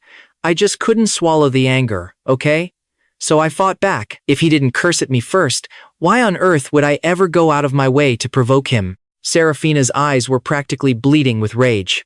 With a furious scream, she violently swung her heavy designer bag, smashing it right into Lachlan's face, battering him over and over again. You still want to lie to my face? She shrieked. Knowing Alaric's character, why would he ever lower himself to call and curse at a parasite like you? He wouldn't even deem you worthy of a second glance. Caught off guard, Lachlan was hit squarely right on his fresh surgical wound. He instantly turned ghost pale from the sheer agony, barely managing to squeeze out a few pathetic words. Pain. My wound. It hurts. Please, stop being so angry. You'll scare the baby in your belly. Seraphina took a ragged, deep breath, finally retracting her shaking hand as she glared down at him. She spoke through tightly gritted teeth. If you weren't the biological father of this child, I swear to God, I would murder you right here and now. You better thank your lucky stars. You're only breathing because you're the dad. Lachlan lay on the floor, frantically gasping for air, his shifty eyes darting around the room like a cornered rat. Meanwhile, the frantic hotel manager finally rushed up to the third floor. Sweating bullets, he desperately mashed the projector remote, quickly realizing he couldn't override the hijacked screen. In a total panic, he finally had to order his staff to violently cut the building's main power. And with that sudden blackout, this incredibly absurd farce finally came to a spectacularly bitter end. Hours later, in the massive, eerily empty hall, only Seraphina remained standing in the dark. With trembling hands, she picked up her phone and immediately called my best friend, Thad. The very second the call connected, before Seraphina could even get a single word out, Thad ruthlessly launched into a sarcastic tirade. Well, isn't today the great CEO Seraphina's big wedding day? Congratulations. Such a shame I didn't have the time to drop by and witness your glorious wedding of the century. Seraphina's expression was absolutely miserable, her voice cracking as she desperately tried to explain herself. Thad, please, it's just a huge misunderstanding. Alaric completely misunderstood me. Just tell me where he is, I'll explain everything to him. A misunderstanding? Thad sneered viciously through the phone speaker. Getting your childhood first love to secretly knock you up is just a little misunderstanding? Cut the crap, Seraphina. You know better than anyone on this earth just how much Alaric sacrificed to make this relationship work. The year I first met Seraphina, I was just a junior in college. I had originally planned to permanently immigrate to Norway with my parents right after graduation, but then Seraphina crashed into my life, and her sudden appearance completely tethered my heart here. Even as a wealthy, notoriously handsome guy who was incredibly pampered by my family, I resolutely chose to stay behind in this country just for her. Because of that choice, I only ever returned to Norway for one measly week out of the entire year. And I did all of this simply because, during the magical honeymoon phase of our romance, Seraphina looked at me and said one simple sentence, "Please, stay with me." I held onto that single sentence like a lifeline for 5 whole years. Throughout our 5 years of marriage, all the clueless outsiders genuinely thought I was just some useless boy toy leeching off of Seraphina's massive success. Very few people actually knew the truth. That Seraphina's most crucial, high-level business connections were entirely managed by me, pulling the strings from behind the scenes. Thanks to my high emotional intelligence and my love me, love my dog attitude, every single relative, executive, and servant around Seraphina respected me. But right now, Seraphina's face was deathly pale. After a long, suffocating silence, she asked hoarsely, "Alaric, does he know I'm pregnant?" She had hidden it so flawlessly. Did Lachlan leak the secret? On the other end of the phone, Thad let out a mocking laugh. What? You planned to hide it from Alaric your whole life? Were you just going to secretly pop the kid out and raise it right under his nose? In that moment, Thad was incredibly relieved that I had cut my losses in time. A two-timing piece of trash like Seraphina? She definitely wasn't fit to spend a lifetime with. I deserved so much better. Having her darkest thoughts exposed, Seraphina's face turned an ugly, iron gray, a dark cloud settling heavily in her eyes. Where exactly did Alaric go? I'm going to find him right now and explain everything. Thad narrowed his eyes, sharply pivoting the conversation. Can you get an abortion? If you can, I'll tell you exactly where he is. Seraphina hesitated for a moment, then let out a heavy sigh. You just don't understand. Alaric has physical issues. He literally can't get me pregnant. Once I give birth to this child, I'll force Lachlan to leave the city immediately and ban him from ever returning. Thad shook his head silently, feeling a burning indignation on my behalf. His best friend me, out of a deep, foolish love for Seraphina, had willingly taken the blame for her infertility. And yet, the moment I left, she was still scheming to keep another man's child. Even if I truly couldn't get her pregnant, She didn't have to choose the most gut-wrenching betrayal possible, breeding with her first love. No comment, Thod said coldly. Seraphina. One day, you will pay for what you've done. Seraphina frowned, finding Thod's cryptic words incredibly bizarre. She wanted to press for more details, but he had already hung up on her. Still unwilling to give up, she started frantically calling all my friends, one by one, desperately fishing for my location. Aside from Thad, almost every single one of my friends had attended that chaotic birthday-turned-wedding. Knowing full well that Seraphina had cheated in our marriage and hooked up with her ex, some of them straight up ignored her calls. The ones who did answer, they unleashed an absolute torrent of verbal abuse, demanding justice for me. After making dozens of calls, Seraphina couldn't glean a single clue about my whereabouts. Out of options, she had to hire private investigators. The very next day at noon, in her lavish office, Seraphina's assistant pushed the door open, reporting with extreme caution. CEO, Seraphina. Sir went to Norway. Seraphina's face instantly turned incredibly grim. She closed her eyes, completely plunging into a bottomless pit of despair.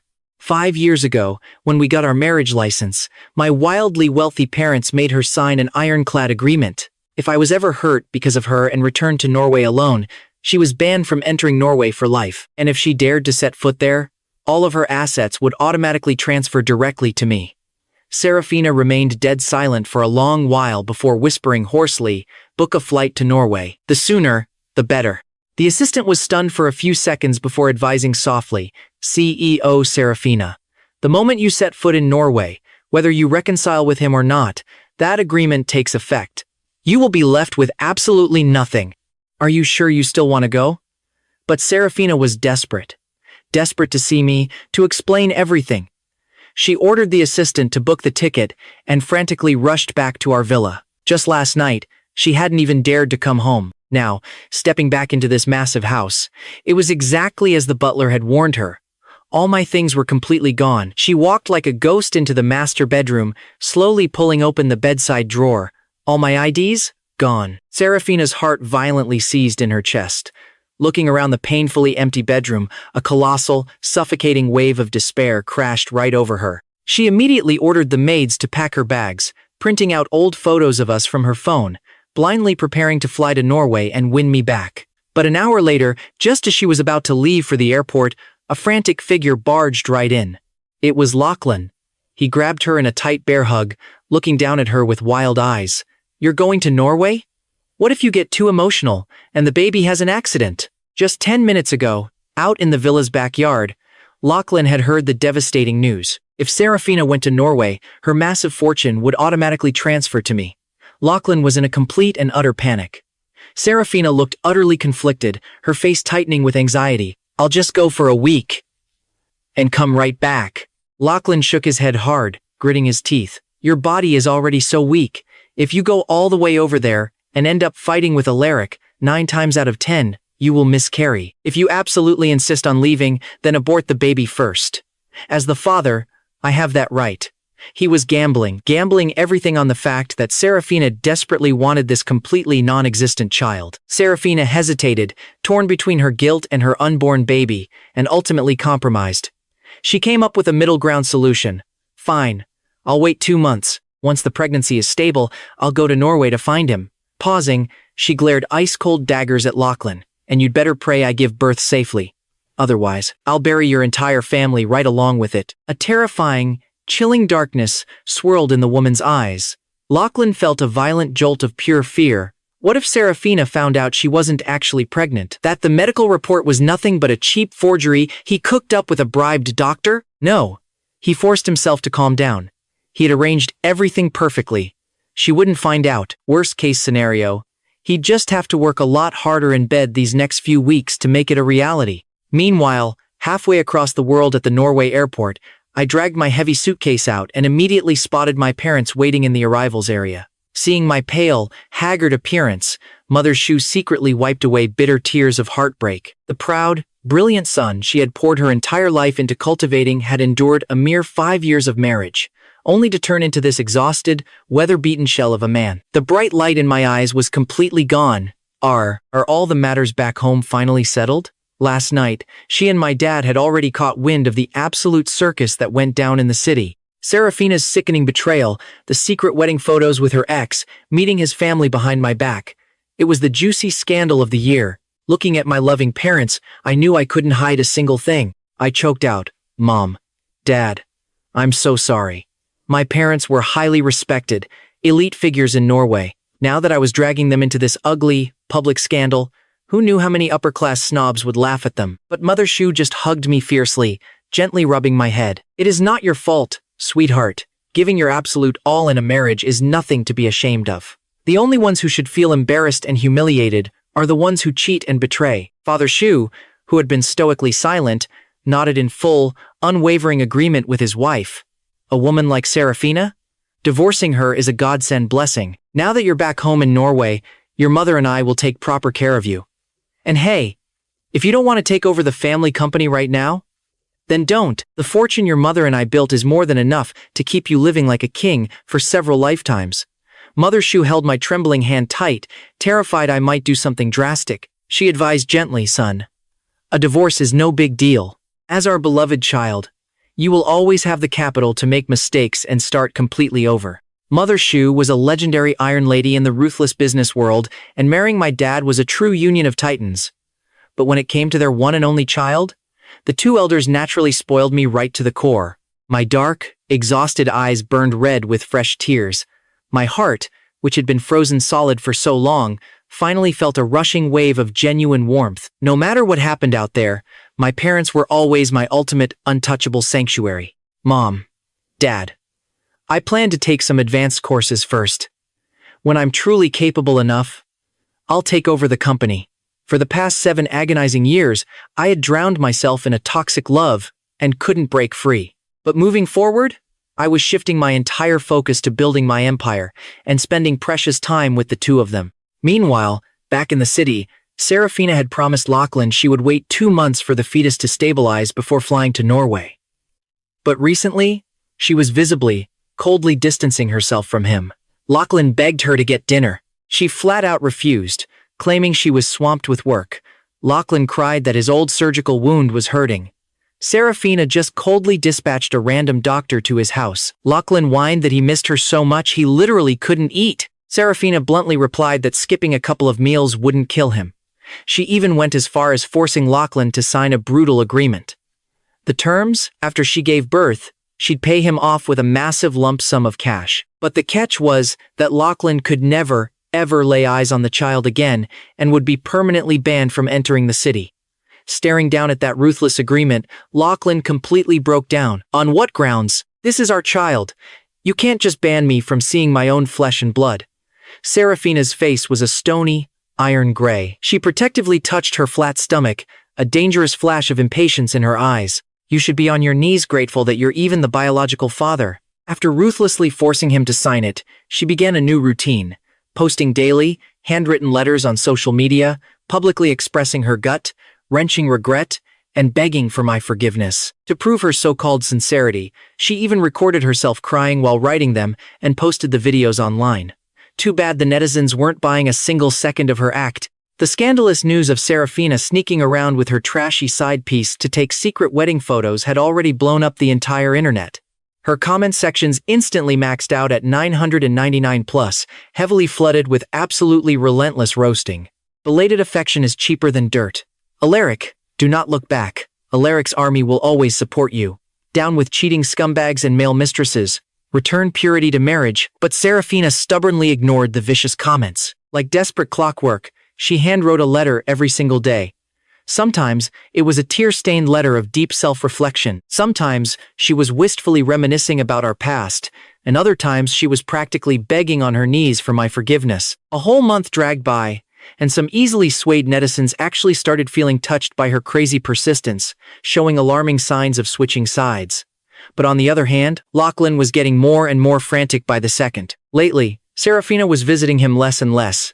Now, he was lucky if he saw her once a week. Every single time they met, she just made him talk to the non-existent baby in her belly for 2 minutes flat before bolting.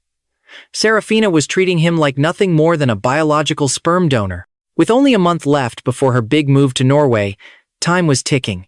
If she went to the hospital for a checkup, she'd realize her oven was completely empty. Backed into a corner and desperate, Lachlan pulled out his phone and hit up an old flame. As dusk fell, a sleek black sedan cruised into the upscale villa district, pulling up right in front of Lachlan's house.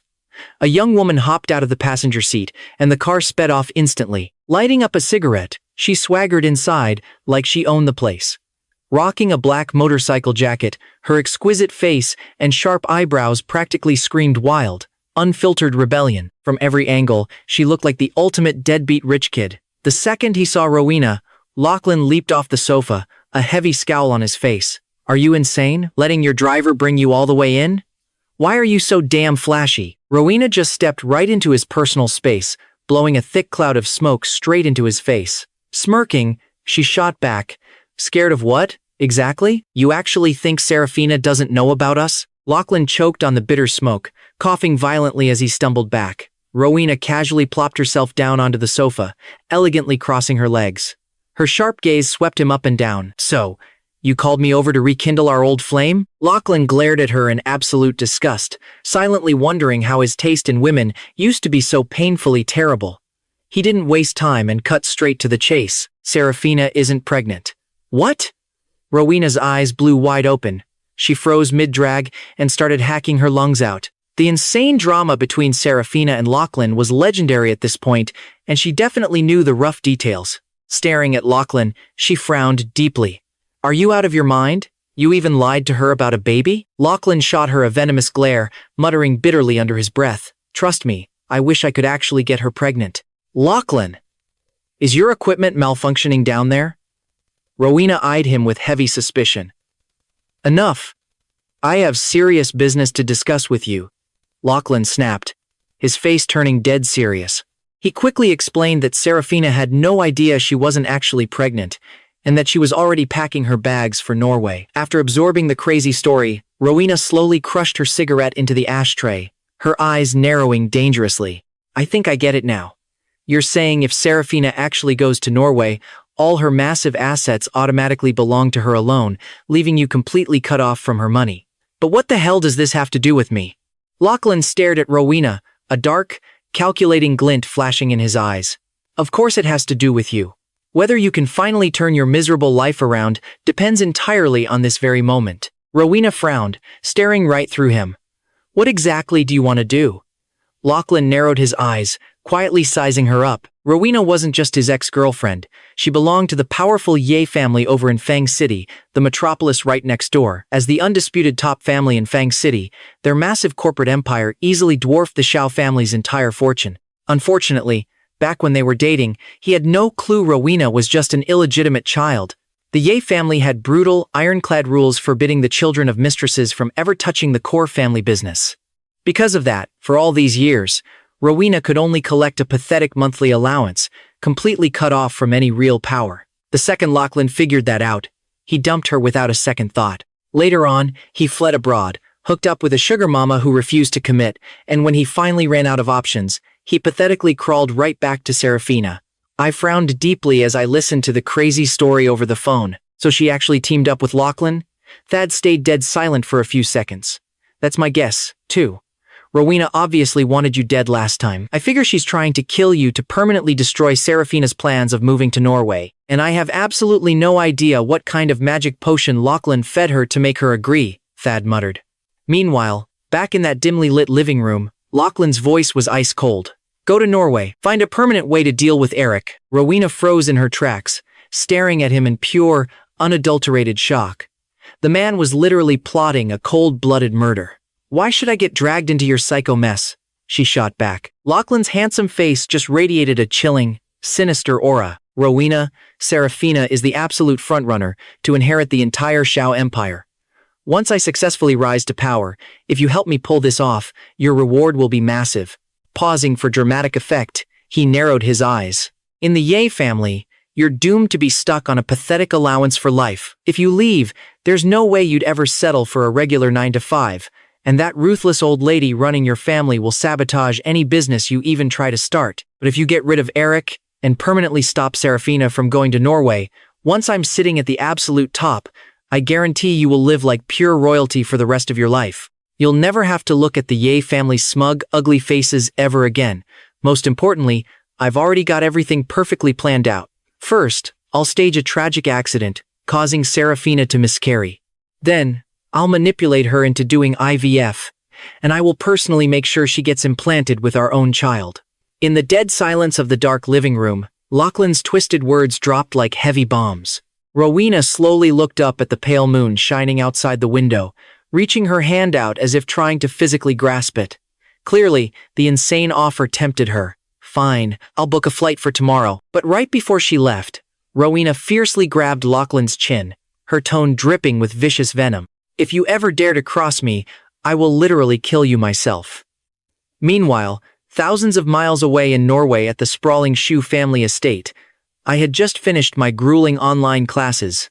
I was laying comfortably on a cozy rattan chair out on the balcony, lazily warming myself by a small space heater. Over the past month, finally away from that wildly toxic garbage dump of a relationship, I threw myself completely into my studies. I was glowing, my broken spirit visibly rejuvenated. Just as I was about to peel open a piping hot roasted sweet potato, my phone started buzzing.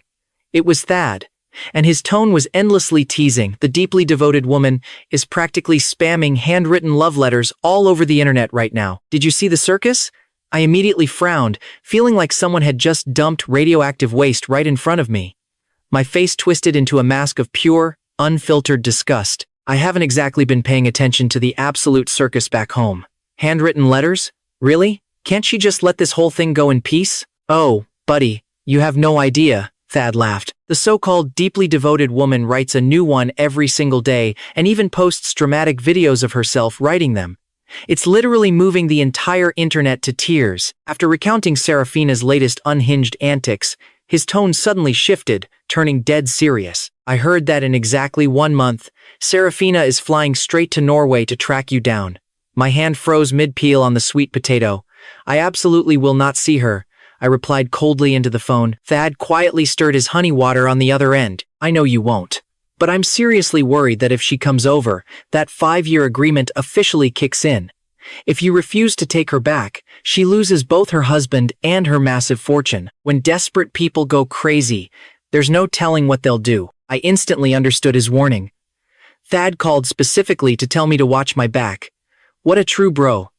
Don't worry, I'll be careful. After hanging up the call, I decided to keep my parents entirely in the dark about Seraphina's upcoming visit. They had already worried themselves sick over me lately. Besides, the two elders were currently busy preparing to officially announce my full takeover of the family business, ready to push me straight into the ultimate seat of power.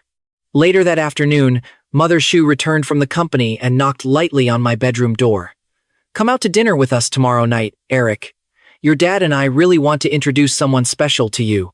I looked up from my glowing computer screen and obediently agreed to go. I had basically figured out my parents' sneaky little pattern recently. The people they dragged me out to meet for these private dinners were always absolute heavy hitters in the local business scene. The very next evening, I personally drove my parents to the fancy location.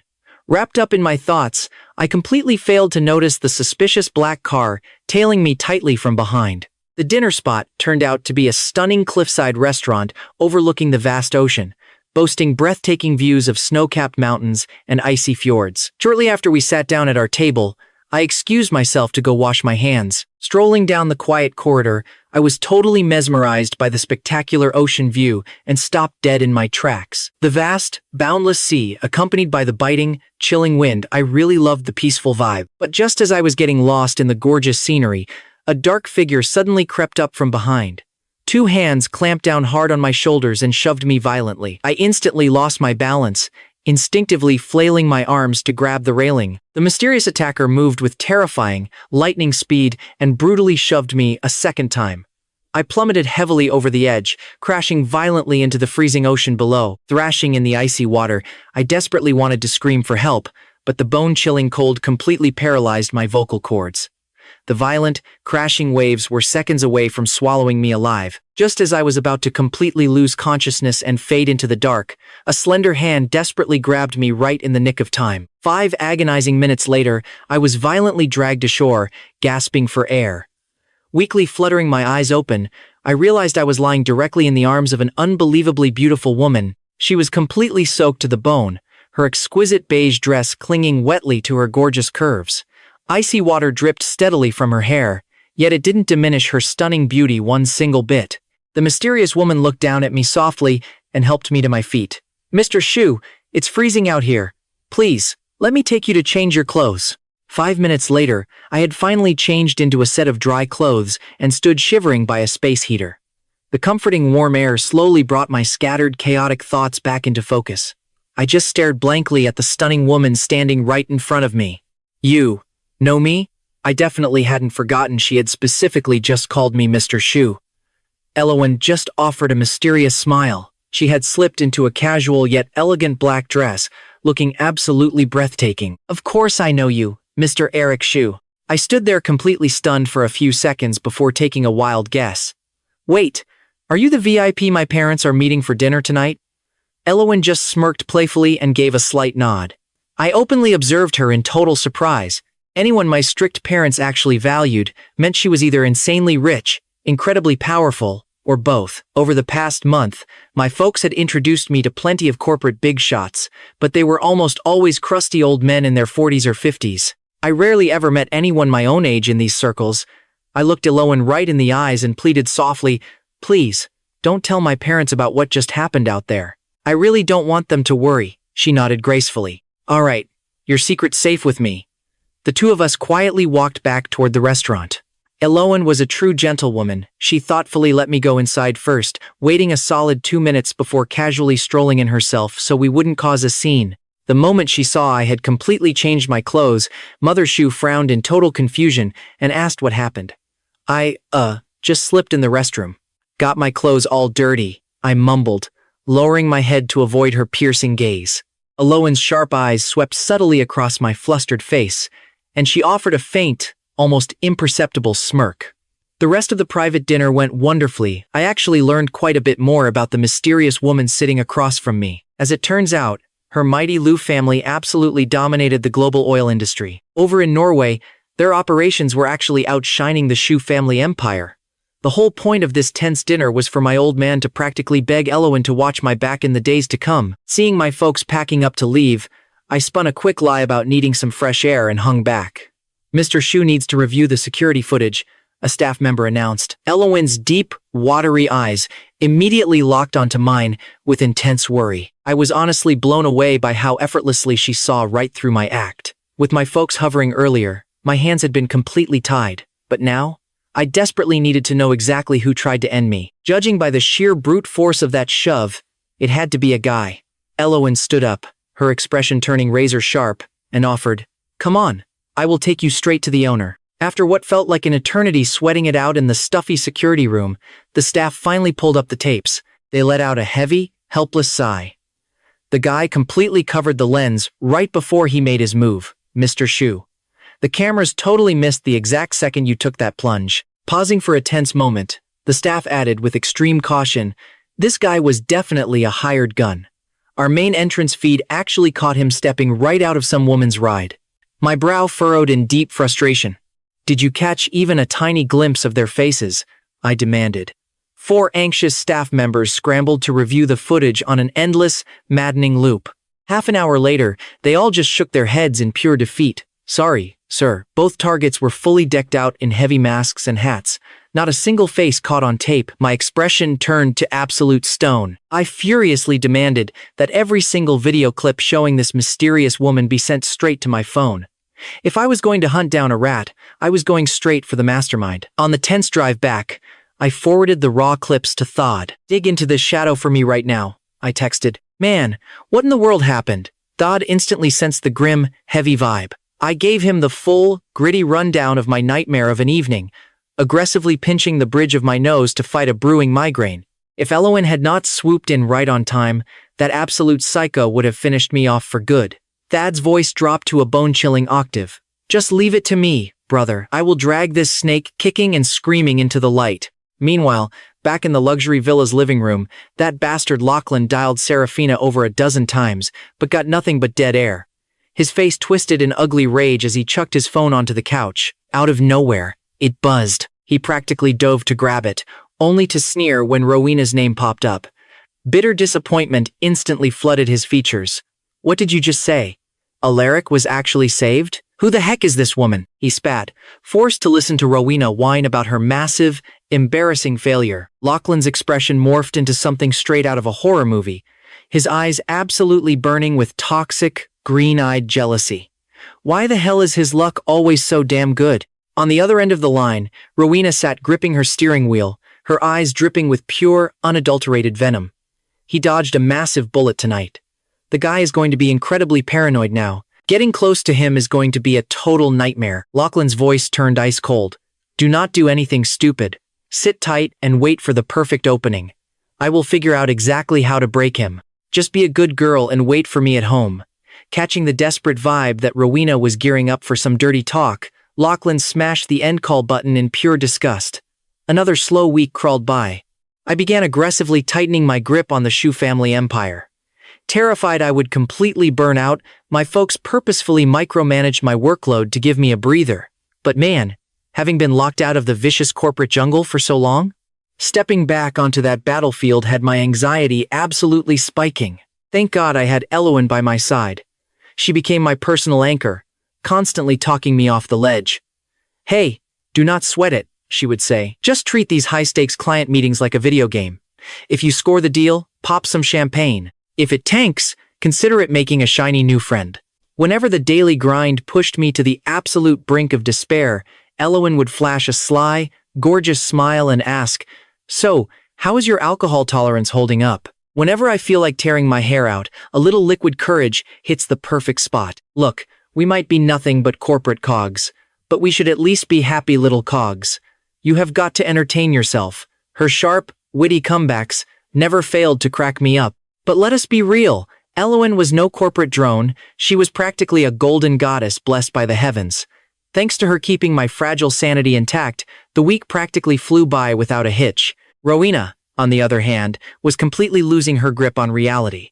My boring little home-to-office loop was giving that crazy stalker absolutely zero windows to pull a stunt. One afternoon, right after I wrapped up a massive pitch, my phone buzzed. Alaric, I finally tracked the ghost down, Thod said, his voice incredibly heavy with dread. I practically sprinted back to my private office and slammed the door shut. Spill it. Who is she? I demanded. Rowena, Lachlan's unhinged ex-girlfriend. Thod quickly broke down her messy background. She was the dirty little secret of the ultra-rich Ye family, totally sidelined and tossed a pity allowance, just to keep her greedy hands away from the real family treasure. Lachlan basically kicked her to the curb, the absolute second he found out she was broke, yada yada yada. I scowled deeply, the ugly puzzle pieces finally snapping together in my brain. So, she is actually teaming up with that backstabber Lachlan? Thad went dead silent for a few heavy seconds. Yeah, that is exactly my guess, too. Rowena clearly wanted you put 6 feet under, probably to terrify Seraphina into never setting foot in Norway. Honestly, who even knows what flavor of toxic Kool-Aid Lachlan has been feeding her? I sank deep into my plush leather chair, my mind racing a mile a minute. If that is their grand master plan, then hey, let us just give them exactly what they are begging for. Thad sounded totally thrown. Wait, you actually want to stage your own grand exit? I nodded slowly, my blood running ice cold as I laid out the trap. If I fake my total demise, Seraphina will come rushing over for the tearjerker memorial. That is my perfect window to legally gut her of every last dime. She absolutely loves playing the heartbroken, tragic widow, right? And once I am supposedly out of the picture, Lachlan will finally call his attack dog Rowena off, totally fixing my stalker problem. But here is the absolute best part. The second Seraphina touches down on this soil, Lachlan, who is only drooling over her cash, gets left holding an empty bag. 3 massive birds, 1 single stone. But to pull off this insane phantom act, I desperately needed a partner in crime. After racking my brain, I headed straight to Elowen to cash in a major favor. Wait. Let me get this straight, she blinked. You are literally asking me to brainstorm a foolproof method that makes it look like they successfully took you out, without you actually biting the dust? Elowen's stunningly exquisite face was painted with pure, unfiltered shock. I just nodded grimly. I laid all my absolute darkest cards on the table, spilling every single messed up detail of the last 2 hellish months. Honestly, talking about that trauma felt completely hollow, like I was reading the script of some poor stranger's life. I was fully ready to take a massive pair of scissors and cut these toxic leeches out of my life forever. But there was no way in hell I was going to let them walk away completely unscathed. Staging my own fatal exit was the absolute ultimate checkmate. Elowen stared intently at me, a sudden flash of real, raw heartache softening her beautiful eyes. She chewed on the crazy idea for a few quiet seconds before shifting into total tactical boss mode. Look, logically speaking, taking a wild plunge into the sea is hands down the easiest way to fake a disappearance. But considering what you just survived, I highly doubt you want to go anywhere near the ocean. And plunging off a rocky cliff? Way too unpredictable and risky. I highly suggest we stage a disastrous, fiery car wreck. A car wreck? I furrowed my brow, but then it instantly clicked. She was totally on the money. I was hyper-paranoid right now. Sabotaging the sleek ride I drove every single day was hands down the path of least resistance for a lazy psycho like Rowena. But how do we practically hand her the keys to tamper with my wheels? Elowen flashed a devilish, knowing smirk. Oh, just sit back and leave the baiting entirely to me. Thank you. Seriously, I breathed out, incredibly grateful. By noon the very next day, utterly frustrated with zero openings, Rowena angrily peeled off toward a sketchy diner near her dingy apartment. Right as she was ordering her greasy lunch, two hulking foreign guys rocking black baseball caps swaggered into the joint. The pair looked practically like twins, built like absolute brick houses, with rugged, terrifying tattoos creeping all the way up their thick necks and wrists. These dudes honestly looked like they chewed on rusty nails for breakfast. They aggressively slammed into the booth right next to Rowena, carelessly chucking a heavy backpack full of clanking wrenches onto an empty chair, and started muttering in low, gritty English. Man, this sweet little takedown is going to keep our bellies full for at least half a year. The older mountain of a man, Big Boris, bragged as he popped a cold brew and loudly chugged it. Sitting right across from him, the younger, equally massive little Boris rolled up his flannel sleeves, aggressively clinking bottles with his brother. We messed with the brakes good. It is pouring buckets out there today. The exact second that spoiled brat hits the gas boom, lights completely out. Pausing mid-sip, he just shook his heavy head. Word of absolute advice. Never get a wicked stepmom for your flesh and blood. They play super sweet, but the absolute millisecond the kid hits 18 and grabs that license, she is tossing fat stacks at us to send him permanently packing. Eavesdropping incredibly hard. Rowena's crazy eyes practically lit up like a blazing Christmas tree. A dark, twisted scheme instantly hatched in her unhinged mind. She was absolutely itching to jump into their private conversation, but she was struggling to find a smooth opening. Big Boris casually narrowed his dark eyes, tossing a little more juicy bait right into her trap. Honestly though, if it were not for these cold-blooded, evil rich folks, how the heck would guys like us even make a living? Little Boris nodded firmly, a nasty, mocking sneer twisting his face. Hey, the more backstabbers, the better in my book. Just a couple more of these ghost jobs, and we can fully retire to a sunny beach. Rowena literally could not glue herself to her seat for another second. She slid right over to their booth, plastering on her absolute fakest, friendliest smile. Hey there, gentlemen. Put away your wallets. This heavy meal is entirely on me. I happen to have a very lucrative business proposition for you. Big Boris shot her a hard, wildly wary glare. Do we know you, lady? Rowena confidently shook her head, her shameless smirk not slipping a single inch. Not at all, but I am in desperate need of a tiny little favor. Like they always say, fate works in highly mysterious ways. Doing one little rough-up is practically the exact same as doing two, right? Would you big guys mind taking on a very highly paid side quest for me? She let the loaded silence hang, her grinning stretching wider. Whatever your last employer handed you, I will flat out double it right here and now. Big Boris and Little Boris immediately swapped a very telling silent look. Big Boris scowled hard, then aggressively ground his teeth together. Fine. Cash is cash. A job is a job. Rowena let out a massive, ugly sigh of relief. She happily clinked her cheap beer with theirs and spent a solid 30 minutes completely buttering them up. She slid a glossy photo of my face across the sticky table and eventually strutted out, looking absolutely thrilled. The very absolute second the diner door swung shut behind her, Big Boris marched straight outside, hopped into his running truck, and immediately dialed Elowen. Hey boss, the desperate fish totally took the bait. Back in her plush corner office, Elowen lazily twirled a fancy pen between her fingers. Spill it. What were her exact words? Big Boris rattled off the villainous game plan. She wants us waiting in the wings for the very next nasty rainstorm. Then we ghost into Mr. Shu's private corporate garage and totally shred the brakes on his ride. She made it crystal clear we have to ensure he never walks away from this. If we actually pull it off, She is promising a wire transfer of 500,000 in cold hard cash. Elowen abruptly stopped spinning her pen, her beautiful, composed features freezing over into absolute ice. Wow. How insanely generous of the little rat. Big Boris could feel the sheer, terrifying frost radiating through the phone line and totally stiffened up. The boss almost never let her mask slip, but this time, her quiet fury was burning right through.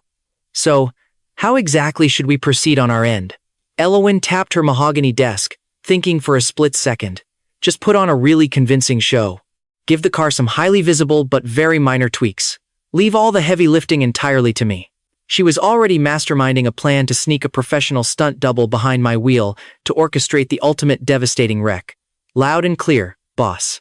5 agonizing days later, the skies over Norway absolutely opened up and poured. That gloomy morning, I confidently rolled my sleek ride right into the company's underground parking deck, playing my part to total perfection. After sliding into my VIP spot, I calmly strolled straight toward the elevator banks.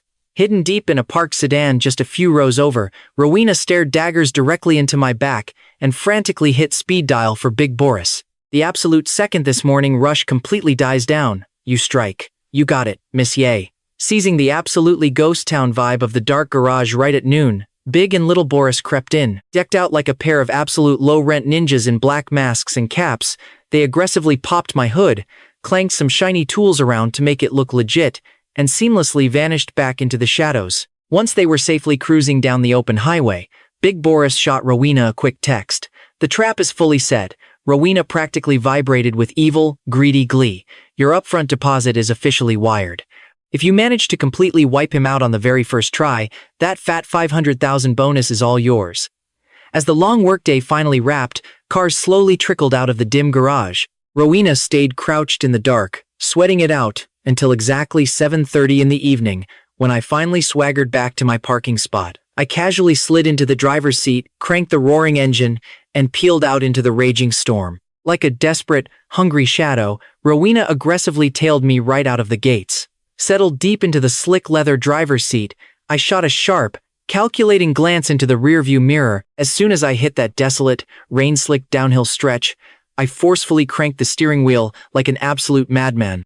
The heavy luxury car completely lost its grip, violently spinning out into 3 massive full 360s before absolutely obliterating a massive oak tree at bone-crushing speed.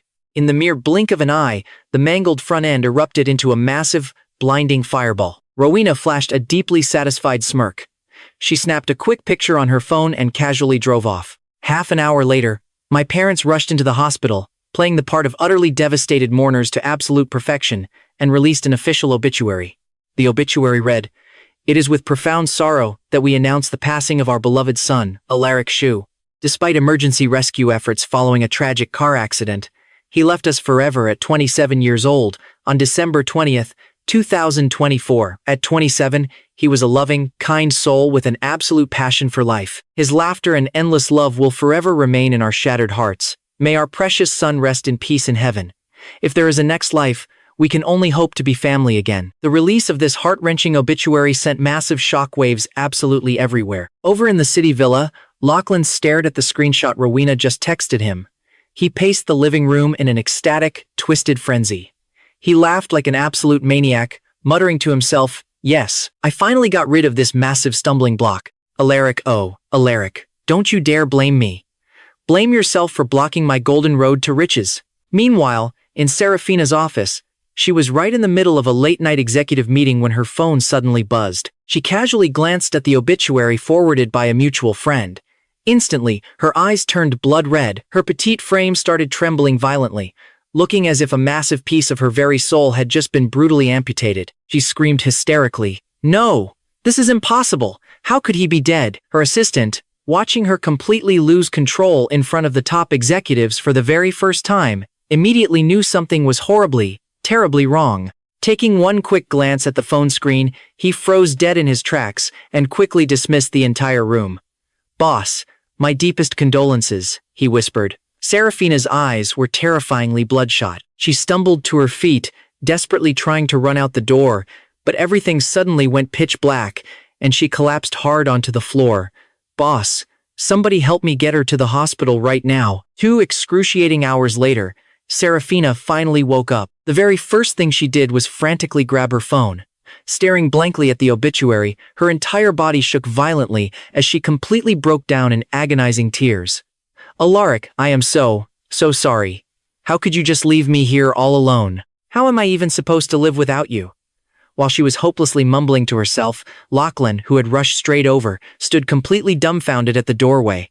He just watched the completely mentally broken Seraphina, his eyes turning dangerously dark. When he ruthlessly dumped her years ago, she certainly didn't cry anywhere near this hard. What the hell was so great about Alaric anyway? Lachlan marched straight up to the hospital bed, violently grabbing her hand and screaming about his own selfish grievances. "You still want to go to Norway? Alaric is dead. What is even the point of going now? If you leave now, you'll come back completely penniless." Seraphina's head aggressively snapped up. She violently ripped her hand away from his grip, jumping up and forcefully backing him right into a wall.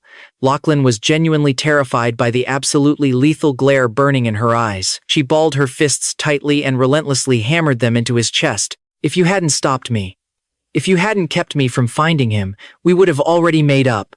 He never would have been in that awful car crash. You indirectly killed him. Lachlan, listen to me. I am completely unstable right now. Once I give birth to this child, I swear I will torture you to death." Her voice was laced with pure, unadulterated venom. Lachlan trembled like a leaf in the wind, not daring to utter a single word. When she finally let him go and stormed out of the room, he completely collapsed onto the cold floor, sheer panic and deep hatred filling his eyes. It was all gone. Absolutely everything. He had calculated absolutely everything, but completely failed to predict that Seraphina would still choose to fly to Norway, even fully knowing she'd lose all her precious money. Once she landed, that ironclad agreement triggered. What use was a broke woman to him now? Well then, he just had to get right back together with Rowena. Even as an illegitimate child, she was a million times better than a fully bankrupt Seraphina. He immediately called Rowena, laying on the charm. "Hey baby, when are you coming back? I'll personally cook a romantic dinner for you." The very next afternoon at my funeral, the sky was a depressing gray, with a cold, light drizzle falling down. My parents walked in solemnly, carrying my memorial portrait. So many people came to mourn. Suddenly, Seraphina rushed in wearing absolutely zero makeup. Her face was so terribly haggard, she honestly looked like she had aged 10 years just overnight. She stumbled weakly into the mourning hall, dropping straight to her knees right in front of my shrine, and kowtowed 3 deep times. "I am so sorry, hubby. I'm too late." Saying this, she viciously slapped herself across the face several times, sobbing uncontrollably. "I never should have humored Lachlan. I should have come straight to Norway immediately. Tell me, did it hurt, being hit by that awful car? You must have cried so hard from the pain. If only I was right by your side, I could have saved you. Hubby, please, just wake up. Please, just wake up and look at me." The surrounding mourners watched this pathetic scene in utter shock. Most of them already knew our dramatic history. The nasty rumors clearly said she loved her little side piece way more than her own husband. But seeing this absolute breakdown, those rumors suddenly seemed completely false. My parents just stood coldly to the side, exchanging a knowing look, saying absolutely nothing. In her grief, Seraphina completely failed to notice a very familiar figure standing quietly right among the mourners. It was a man dressed in casual black clothes and a sleek black mask, staring coldly right at her. Beside him, Elwin quietly held a large black umbrella over his head. Seeing me staring unblinkingly at the miserable Seraphina, Elwin's eyes flickered with curiosity. "Are you heartbroken?" she asked softly. I slowly raised an eyebrow, meeting her questioning gaze, my voice absolutely glacial. "I am only heartbroken for myself. When I received that very first provocative voice note from them, I didn't sleep for an entire night." Yet, Seraphina slept completely soundly right next to him. When those grand blue fireworks went off for our wedding anniversary, it was only because another man didn't even want them. When I was bleeding in the hospital from a brutal car crash, she brazenly brought her sneaky lover right into our home, straight into our sacred marital bed. Tell me, shouldn't the person I feel the absolute most heartbreak for be myself? Elwin respectfully withdrew her gaze, noticing my cold, vacant stare. "Are you still watching her? Want to take a walk, Mr. Callum-Shoe?" I smirked, my lips curling up into a high, confident arc. "Sure, just yesterday, I finally got my brand new ID. I am now Callum, a name literally meaning new life. Another full week quickly passed by. My parents officially announced to the world that their brilliant nephew, Callum Shu, was officially taking over the entire company. This huge news caused another massive, chaotic stir throughout the elite high society circles. Back in the city, ever since miserably returning from Norway, Seraphina had been deeply, clinically depressed. She drowned her endless sorrows in heavy alcohol all day long, tightly hugging my portrait and crying her eyes out. "Alaric, you must be lying to me. You didn't really die, right? Please come back. I was so wrong. I never, ever should have cheated on you." Right? During her pathetic days of absolute breakdown, lawyer Sterling took that ironclad agreement she signed 5 years ago and completely finalized the asset transfer. Since Alaric Shu technically no longer existed in this world, absolutely all of the assets cleanly reverted back to my parents. My mother showed zero mercy whatsoever. She coldly told lawyer Sterling, liquidate all of her luxury houses, her fancy cars, and her expensive collections. Sell everything online for hard cash. Do not leave that woman a single red penny. She desperately wanted Seraphina to understand one brutal truth. Loyalty brings prosperity, but betrayal brings absolute ruin. Yes, madam, the lawyer replied. Exactly 1 week later, lawyer Sterling arrived right at Seraphina's sprawling villa. Seeing the incredibly haggard woman before him, a quick flash of genuine surprise crossed his eyes, but he quickly returned to a state of cold, professional neutrality. "Miss Seraphina, Madam Shu has officially instructed me to sell this entire villa. The new owner officially signed the binding contract just today. We firmly request you to move out."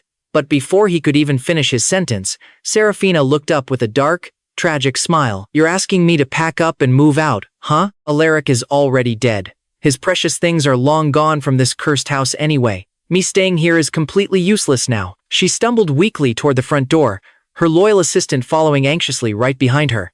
Lately, she missed me so terribly much that she only slept a measly hour or two a day. At her absolute lowest point, she even tried slitting her own wrists. Before she even made it fully out of the garden, her weak ankle painfully twisted, and she fainted all over again. Her panicked assistant rushed her straight to the hospital, finally unable to take the immense stress anymore, and dialed a very specific phone number. 2 hours later, a massive, intimidating entourage aggressively stormed right into the hospital. Leading the powerful pack was old Madame Xiao, Seraphina's strict grandmother. She looked down at the absolutely pathetic, weather-beaten Seraphina lying on the bed, absolutely furious. A stressed nurse was desperately trying to insert an IV needle into her arm, but Seraphina violently yanked it right out. The nurse sighed heavily and tried again, but Seraphina ripped it out once more, painfully tearing the vein and leaving a bright, messy streak of blood. Old Madame Xiao simply couldn't watch this pathetic display anymore. She raised her heavy wooden walking stick and brought it down hard right onto Seraphina. "Seraphina, get on your knees right this instant." Seeing her fierce grandmother, Seraphina looked as if she had just found a desperate lifeline, but her hollow words lacked any real will to live. "Grandma, I just want to go down there and find Alaric. Please, just grant my final wish, okay? I want to be buried right next to him. Please, go talk to his parents for me." Old Madame Xiao's face instantly turned an angry iron gray, her normally kind, aged features growing terrifyingly cold. She aggressively hauled Seraphina right up by her collar and brutally dragged her over to the bathroom mirror, splashing a huge handful of freezing cold water straight onto her face. "Look at yourself. What on earth have you become? Out of all the privileged granddaughters in the entire Xiao family, you are by far the most absolutely pathetic." Seraphina stiffly raised her heavy head. The ruined woman staring back in the mirror had hollow, sunken cheeks, totally dead eyes, and honestly looked like a literal walking corpse. Losing me had completely turned her into a hollow ghost. 5 long years ago, we had happily promised to grow old together. So, when exactly did she change? Did she just get incredibly bored of our peaceful married life and desperately want some cheap, dirty thrills? Was she secretly jealous of her rich girlfriends having a whole harem of little boy toys? Did she seriously think she was some kind of absolute genius at hiding her messy two-timing? Thinking of all this, Seraphina viciously slapped herself yet again. It was all her own stupid fault. She had completely ruined absolutely everything. If she hadn't driven me all the way back to Norway in absolute despair, I never would have supposedly died in that awful car crash. Old Madame Xiao let out a very long, heavy sigh. Seraphina used to be the family's flawless golden child, her absolute proudest granddaughter. But now, she was literally suicidal over a pathetic, failed romance. The stern old lady firmly ordered the assistant to physically force her to wash up and change into clean clothes. Exactly half an hour later, a somewhat presentable Seraphina sat quietly right before her grandmother. Grandma. Old Madame Xiao aggressively threw a thick stack of documents right in front of her face. First up in the pile, the secret wedding photos of her and Lachlan. She coughed twice, her raspy, authoritative voice booming with command. Seraphina, you were the one who cheated first. I have absolutely no face left to demand a single thing from the Shu family. Your massive assets are now legally theirs. Consider it your necessary atonement for your dirty sins. She then furiously threw a thick stack of recent newspapers directly into Seraphina's bruised face. Look very closely at what the real world thinks of you right now. Trembling, Seraphina slowly glanced down at the brutal headlines. It was an absolute tsunami of negative press. The headlines were brutal. Devoted CEO cheats with first love, gets innocent ex, husband killed, and shocking. Purity-faking CEO played husband like a fiddle, now drowning in regret. The moral of the story, cherish your life and stay the hell away from toxic women. Back when our relationship first started, we had tons of internet shippers who eagerly watched us go from a fairy tale marriage straight into an absolute disaster. Knowing the inside story, everyone online was completely heartbroken for me. When the news of my fatal car crash in Norway broke, the internet aimed its massive cannons entirely at Seraphina. The backlash was so severe, it completely tanked the Xiao Group's stock prices overnight. Old Madame Xiao took a deep, heavy breath. I will issue a public statement. For the next 5 years, you are strictly banned from touching any Xiao family business. This is your punishment. The Xiao family motto has always been absolute loyalty in marriage. A harmonious family brings prosperity. Seraphina lowered her eyes, her expression dim. A 5-year ban? Her grandfather had so many other grandchildren. In 5 years, how many of her ruthless cousins would trample all over her? She was going to permanently lose her inheritance rights. But she had already lost me. Without me, what was even the point of an empire? Understood, Grandma, she mumbled. Old Madame Xiao just shook her head in sheer disappointment and walked out with her cane. That evening, Lachlan caught wind of Seraphina's 5-year exile from the family business. He sat all alone in the living room, his greedy mind racing with panic. The last time he called Rowena offering to cook for her, she said she was flying right back, but soon after, she had called again, frantically saying the Ye family patriarch had summoned her back to the main estate. Since then, her phone had been totally dead. With Seraphina effectively dethroned, Lachlan knew he had to fast-track his reconciliation with Rowena. He dialed her number again, but it was still powered off. Hesitating, he finally called Rowena's best friend. The friend was dead silent for a few seconds. You don't know? Rowena died in a car crash. She's dead. Lachlan's eyes bulged in pure disbelief. He had absolutely no idea that Rowena had died on the exact same day as my funeral. You see, on the day of my death, I immediately contacted the Ye family patriarch, sending him all the security footage of Rowena actively trying to murder me. The old man had remained completely silent, eventually apologizing on her behalf and asking what kind of compensation I wanted. I didn't want a single dime. I just wanted justice, and for him to keep my survival a strict secret. That very night, Rowena was summoned back. The next day, the day of my funeral, the patriarch enacted their ruthless family law. He whipped her over 100 times, ordering her to turn herself in to the police the very next morning. But Rowena stubbornly refused to admit fault, blaming everything on being born an illegitimate child. In the middle of the night, she climbed the wall to escape the estate. The patriarch sent his bodyguards to chase her down. It was pouring rain. Rowena's car hydroplaned, lost control, and violently crashed, killing her instantly. Back in the empty living room, Lachlan's face went chalk white. After agonizing over his extremely limited options, he decided to just keep clinging to Seraphina's coattails. His reputation was completely ruined. Aside from Rowena, no rich heiress would even touch him with a 10-foot pole. And even though Seraphina was exiled, a starving camel is still bigger than a horse. If he just sucked it up and endured the humiliation for 5 years, she could eventually rise again.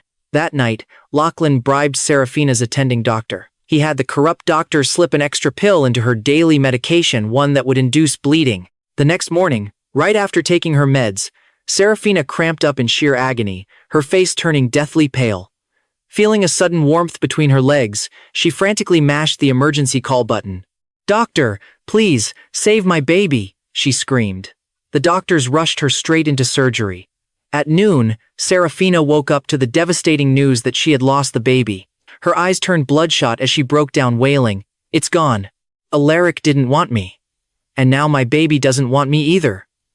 Lachlan stood by her bedside, playing the role of the comforting partner. "Relax, baby. We'll just have another one." Seraphina chucked a pillow right at his face, screaming coldly, "Get out. I don't want to see you."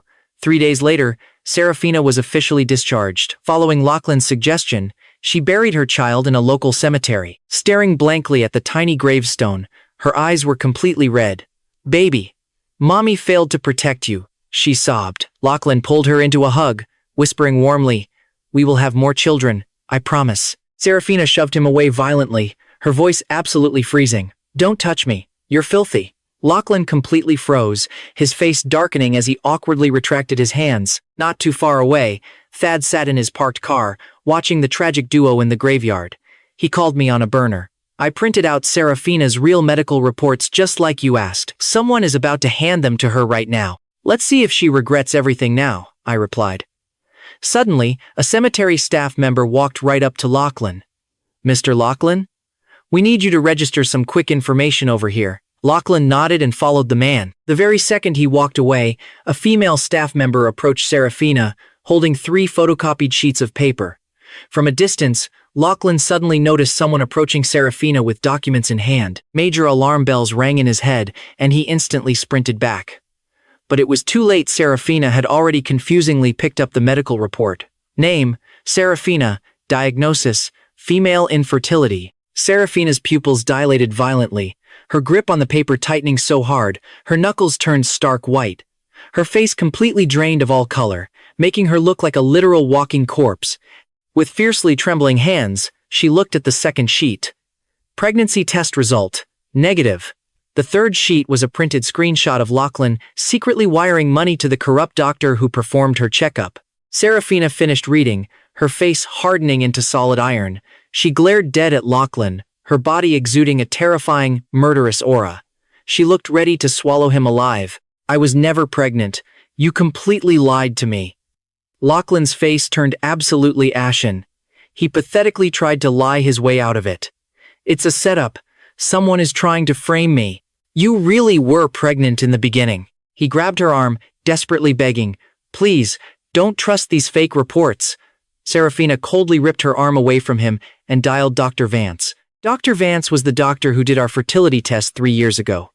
Over the phone, Dr. Vance hesitated for a few tense seconds. "CEO Seraphina, when the results came out back then, your husband begged me to hide your infertility. He said it deeply concerned your dignity and your career. He practically begged me to alter the medical records to show that he was the one with the physical issues." Pausing, Dr. Vance softly added, "Sir truly loved you very much." Dr. Vance's crushing words pierced Seraphina's ears, acting like millions of microscopic needles driving straight into her shattered heart. The pain was so unimaginably agonizing, she couldn't even breathe. Suddenly, remembering Thad's cryptic words from before, Seraphina threw her head back and burst into a hysterical, completely broken laugh. "So my Alaric really loved me this much. To protect her pride and her bright future, he willingly wore the humiliating crown of infertility. I deserved to die," she thought. She had taken a man who loved her this deeply, this purely, and shoved him straight into an early grave. Clutching those damning medical reports, Seraphina suffered a complete psychotic break, wailing uncontrollably into the open air. Seeing her dark, violently manic state, Lachlan tried to quietly slink away. But before he could even take 3 steps, Seraphina lunged like a wild animal and grabbed him. She ordered her massive bodyguards to pin Lachlan straight to the dirt. Seraphina raised her foot, stomping viciously down on Lachlan. Her voice was totally guttural, sounding exactly like a demon crawling out of hell. "Was deceiving me fun, Lachlan? If you hadn't seduced me, if you hadn't stopped me from going to Norway, how could he have died? Tell me, should I personally end your pathetic life right now so you can apologize to Alaric in hell with every single breath?" She brutally stomped on his head. After several sickening stomps, it still wasn't nearly enough. She grabbed a gravedigger's heavy iron shovel nearby and swung it full force right at Lachlan's skull. When Lachlan looked up, a massive, bloody gash had been smashed into his forehead. Blood poured down his face, making him look absolutely horrific. Filled with resentful rage, he screamed back, "If you weren't a barren freak, Would I have even had to fake it? What's so damn great about Alaric anyway? He wanted to go to Norway, so let him go. Why make such a huge scene before dying? He was just trying to ruin me. He deserved to die. Rowena didn't kill him fast enough. Realizing he just let that slip, Lachlan instantly clamped his mouth shut in terror. Seraphina's eyes literally turned into empty black holes. She stared down at him, viciously enunciating every single word. You told Rowena to kill Alaric? Lachlan frantically shook his head. No, I didn't. Before he could even finish the last word, Seraphina raised the heavy iron shovel and smashed it directly into his mouth. The brutal strike completely destroyed his face, sending shattered teeth and blood flying everywhere. Seraphina had completely lost her mind, relentlessly raining shovel strikes down on his head, his body, and his face. Minutes later, Lachlan completely collapsed unconscious and barely breathing. But Seraphina didn't stop swinging. The surrounding mourners watched her demonic, blood-soaked frenzy in absolute horror. Not a single person dared to intervene. It wasn't until the wailing police sirens and an ambulance finally arrived that she dropped the bloody shovel. By the time Lachlan was loaded into the ambulance, he was nothing but a pile of mangled meat. 3 days later, I attended a Shu family corporate event under my brand new identity, Callum Shu. I sported a slick, fresh hairstyle, wore sleek golden glasses, and kept a black mask on in public. I only revealed a pair of distant, icy cold eyes, making it entirely impossible for anyone to recognize my old self. Back in my office, I had barely even sat down when Thad called me. His tone was breezy and light, clearly bearing some very good news. Karma never misses, man. Lachlan got his sciatic nerve completely smashed to pieces by Seraphina. He's officially paralyzed, wheelchair-bound for the rest of his miserable life. Face is totally ruined, too. My hand on my computer mouse paused. I slowly lowered my eyes. And Seraphina? Is she going to prison? Thad shook his head, sighing through the phone. Nope. Old Madame Xiao wouldn't ever allow a family member to have a criminal record. She paid off Lachlan's parents with $3 million to settle it entirely out of court. Pausing, Thad chuckled and added, however, the old lady forcibly exiled Seraphina out of the country the day before yesterday. She's strictly banned from returning for 5 whole years. I heard that since arriving abroad, Seraphina has been acting like a literal lobotomy patient. She doesn't eat, she doesn't drink. She just wakes up every single day and only does one thing. He paints portraits of you. I lowered my eyes, my expression utterly dead inside. It was finally over. On the other end of the line, Thad stayed completely silent. He knew better than anyone the sheer, ruthless determination it took for me over these past few months. I had to brutally amputate a toxic 7-year relationship, coldly neutralizing every single person tied to that absolute mess. We chatted a bit longer before I finally hung up. Just then, Elowen knocked and strolled right in. She placed a box of insanely popular, hard-to-buy pineapple cakes right on my desk. Just bought them. Try one, she said casually. I stared at Elowen, a ghost of a memory flashing back. I remembered when Seraphina first chased after me. She used to eagerly buy those exact pineapple cakes just to win me over. I looked up at the warm, radiant woman, standing before me and frowned slightly. Elowen, I just ended a grueling 7-year relationship. I am physically and mentally exhausted. I need at least a 2-month buffer before I can even consider us. If I flirt with you right now, it is completely unfair to you. My deep voice rang out, exceptionally clear and steady in the quiet office. Elowen's pink lips curled into a gentle smirk, locking onto my gaze. No rush at all. I have plenty of time. It was hard enough finding a man she actually liked, so she could wait. She was more than willing to wait. I just stared at her, a strange, undeniable warmth rising in my dark eyes. After a long pause, I picked up a pineapple cake and took a small bite. 2 years later, inside a gorgeous church in Norway, a solemn, breathtaking wedding was underway. The warm sunlight cascaded onto the bride's flawless white dress and the groom's sharp black suit, bathing us both in a stunning golden halo. With eyes full of pure tenderness, I looked at the exquisitely beautiful woman standing right before me. Gripping the microphone tightly, Elowen delivered her heartfelt vows. Eric, my sweet hubby, you might not believe this at all, but exactly 3 years ago, I was a staunch opponent of marriage. But the very day your parents came to my office to invite me to dinner, I happened to see your mother's phone wallpaper. It was a picture of you. In that exact moment, it felt like a spark, literally tickled my heart. I only had one single thought racing through my mind. It is him.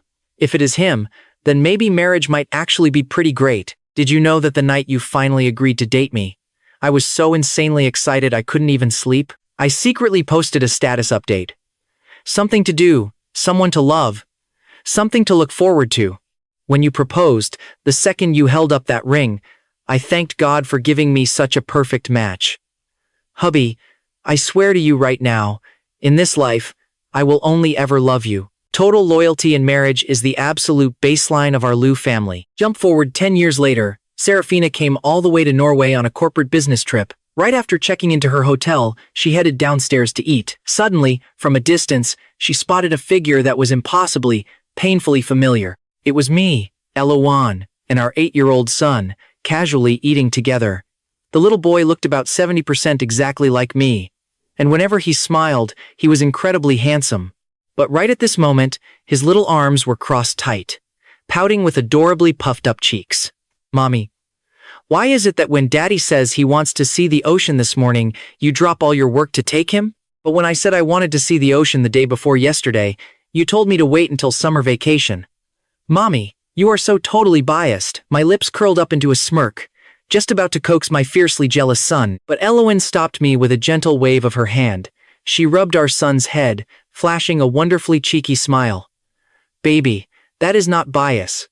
That is just mommy loving daddy. If he tells me he wants to see the ocean and I do not immediately take him, my own heart actually hurts. He is my precious hubby.